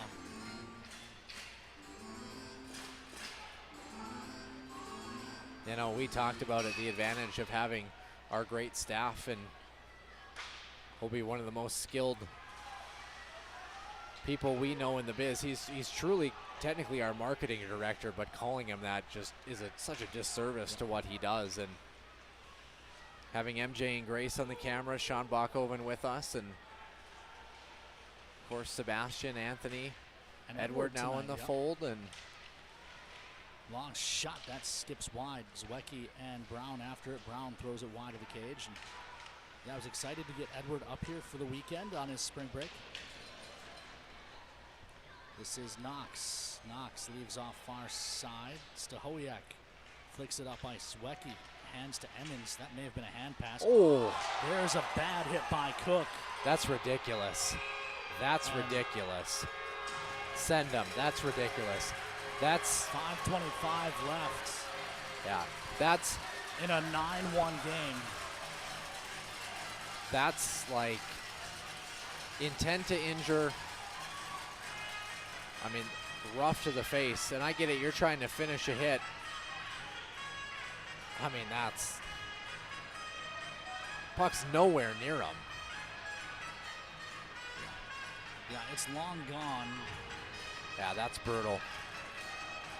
That's one of those, I mean, you hit your head wrong on the ice, you're done for the year. Like, playoffs or not, 9-1 hockey game, 3-3 in overtime, no place for that. I get you're trying to respond, you're trying to set the tone. You don't extend your hands through a guy's head. No. You finish your check clean, you maybe even let up a little bit in a 9-1 game and just finish your hit enough to knock him down. Not only for not to injure someone, but also the ref decides to call that a 5 in a game, and you're not playing tomorrow either, right? Yeah, absolutely. At a certain point, the physical price you're asking the opponent to pay is not worth the risk. Little surprised that one was only 2, but nonetheless, the Toros go to work again, not running true power play units. First Western Bank and Trust power play looking to make it double digits here on the scoreboard. Dawson, Stahowiak, Knox, and Mahler. Knox looks down low for Mahler. In front for Dawson, it doesn't go. They come back to Stahowiak on the near side. Stacks gives to Knox. Knox looks across for Casey. Casey up top, Mahler. Mahler to Knox. Back to Mahler. Long shot. Save made through a Dawson screen. Knox couldn't find the handle there, and Luther sends it all the way down the ice. And even Adam Mahler knew he could have finished that check and didn't. So and that's the difference. Yep. Right? Adam Mahler could have absolutely crushed Jackson Luther there, and he opted to skate by him instead. Casey trying to play it back to the point. It takes deflection off the glass and ends up in the stands. More out-of-town scores. We're going to get rolling in here. The Bobcats, it does go final 5-1. I'm guessing they tacked on an empty netter. Yep. To take a 1-0 lead in the other half of the Central Cup bracket. Yep, final goal. Kai Dunitz, 20 seconds later.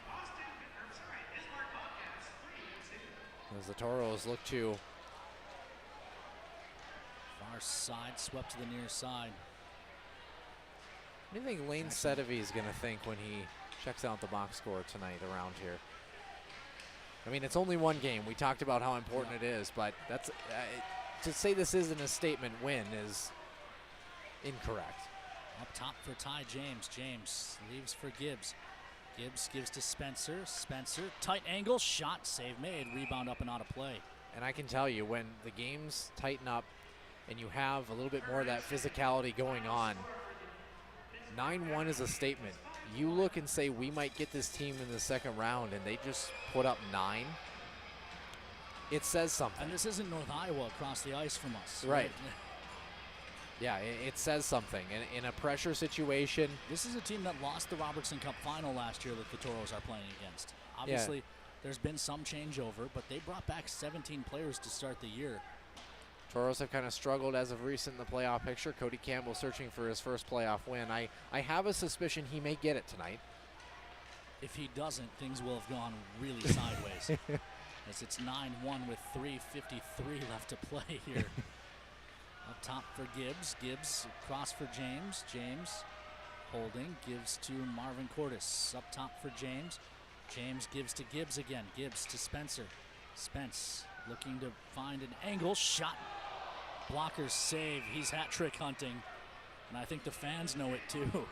You know, as much as you don't want to run specific lines, do you put Sawecki, Kettinen, and Spencer out as a unit?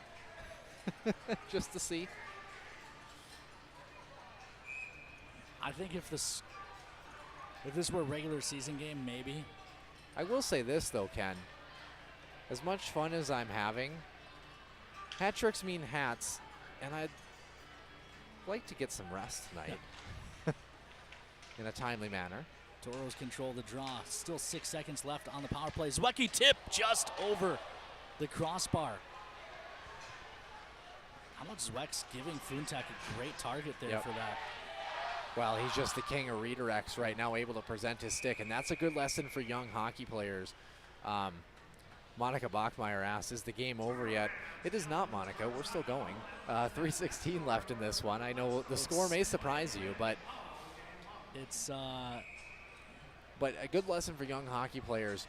Stick presentation is everything, and if you're a young goaltender, don't cheat your feet and move towards the player's body, move towards the heel of the stick, because that's where the puck is always going to be. So,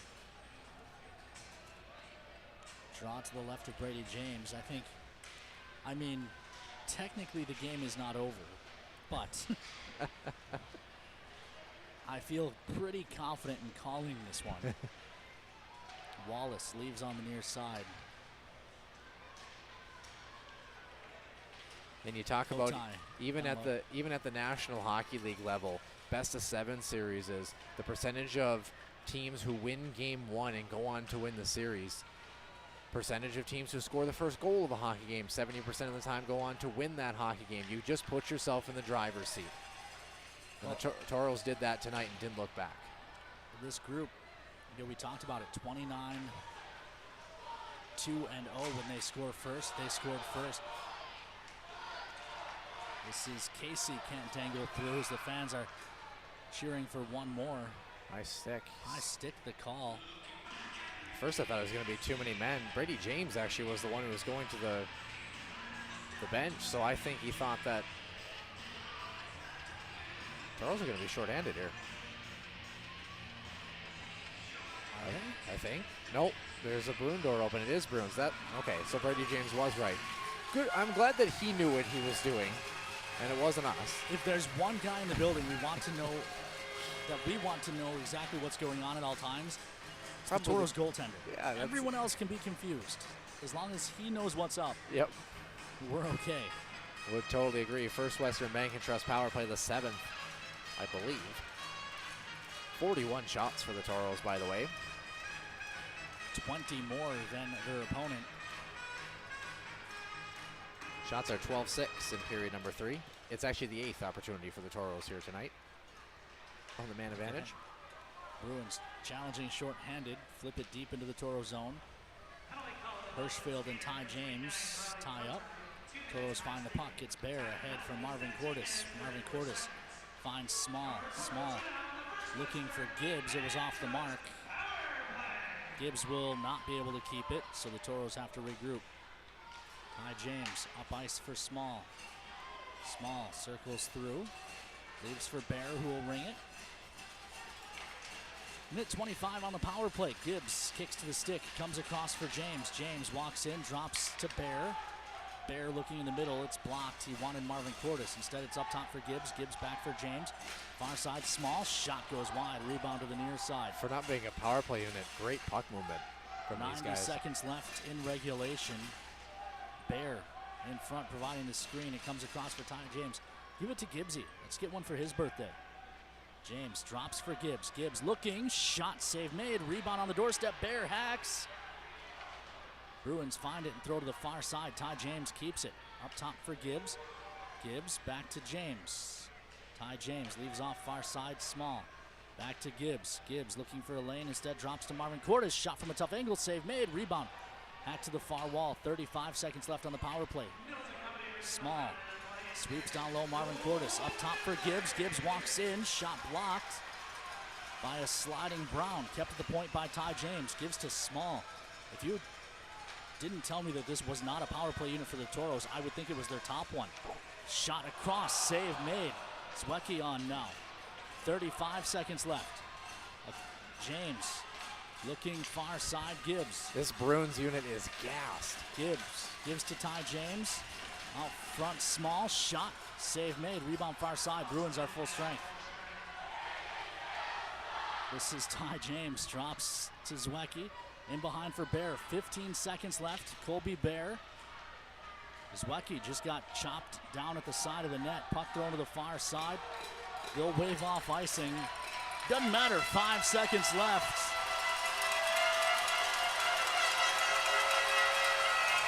Toros win. Final score 9-1. That'll play. Oh, absolutely it will.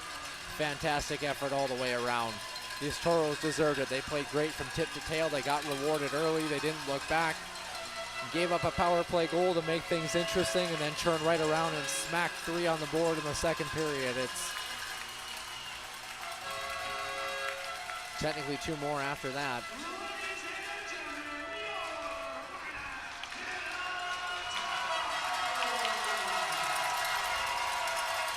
And we'll try our best here to get you some 3 stars of the game.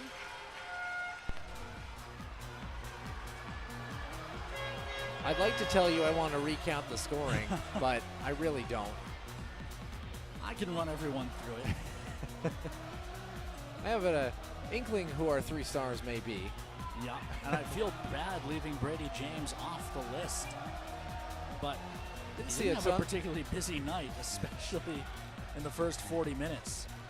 Yeah, absolutely would agree. And 3 goal scorers with 2 apiece, and yeah, just tip to tail. Spencer, Zwiecki, and Kettinen all had an assist as well, so 3-point nights for all of them. Man, who do you pick out of that group? That's the better question. All 3 of them. Kettinen looked great early. Nick Zwiecki, I thought, was pretty good from tip to tail. But I don't make the decision. The man to my right does. We'll get ready for our Liberty Tax 3 stars of the game. The Toros. First playoff win under Cody Campbell's tenure in 3 seasons. We'll send it to our public address announcer.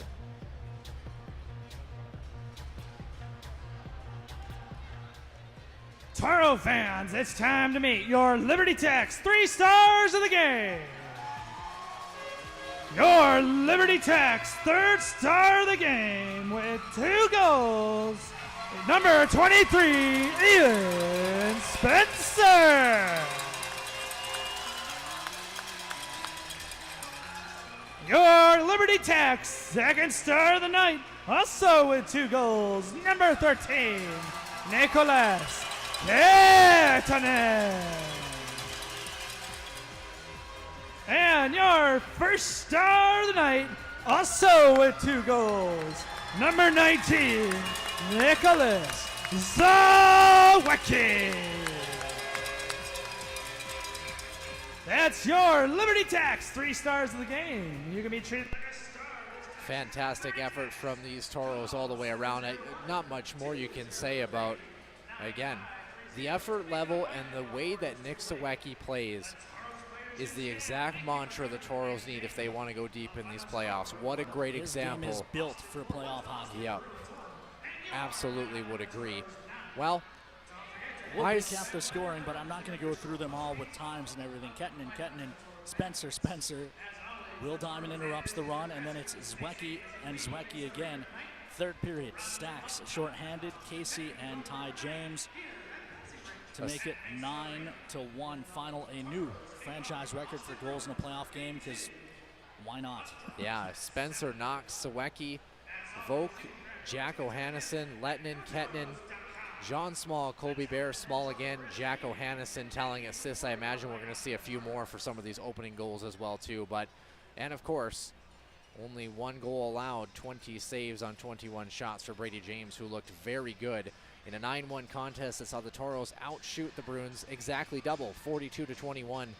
13-11 in the first, 16-4 in the second, 14-6 for period number 3. 3 for 9 on the man advantage, including a power play opportunity. The Toros did give up 1 goal against on the man advantage on 5 tries for the Bruins. As Ken said, that'll play, and we'll play again tomorrow night. Bruins will probably look a little bit better. Hopefully the Toros repeat their success as we do it again at 7:35 tomorrow night. Yes. Well said, Ken. Sorry. Other duties creeping in. But Toros get the big win, and that's something I didn't do in all of my research, Noah. I didn't go back through all of the playoff history and figure out Toros' record when they win or lose game 1. So, well, we'd like to make it 2-0 through the first 2 here this weekend. I will say that as the higher seed, the Toros have not had a ton of success historically. In fact, the only time they've won the division, they lost in 4. So yes. So let's not have that. No, but that was a series they dropped the first 2 at home as well. So a good start for this group. I think the message now needs to be, it's still just 1. Yep. Right, you got to win 3, 2. So you got to win 9 games to hoist the Robertson Cup. This still only cut it to 8. It's 0-0 tomorrow night at puck drop. So, well, for Kobe Brault, Sean Bachhoven, M and Grace on cameras, Edward Neiman on intermissions, and Noah Grant, I'm Ken Oda. We're going to keep the postgame short. We're going to head to get things taken care of and get ready for game 2. Quick turnaround tomorrow. Toros look to take a 2-0 lead in the series after the big win tonight. 9-1, your final. Toros win game 1 of the Robertson Cup playoffs. This has been a presentation of the Minotauros Network, Hockey TV, Facebook Live, Mixler, and GoTaros.com. This broadcast on the Minotauros Network has been brought to you by Farmers Union Insurance, Gooseneck Implement, Liberty Tax, and Applebee's. Until the next game, be sure to visit GoTaros.com for all the latest Minotauros news and more.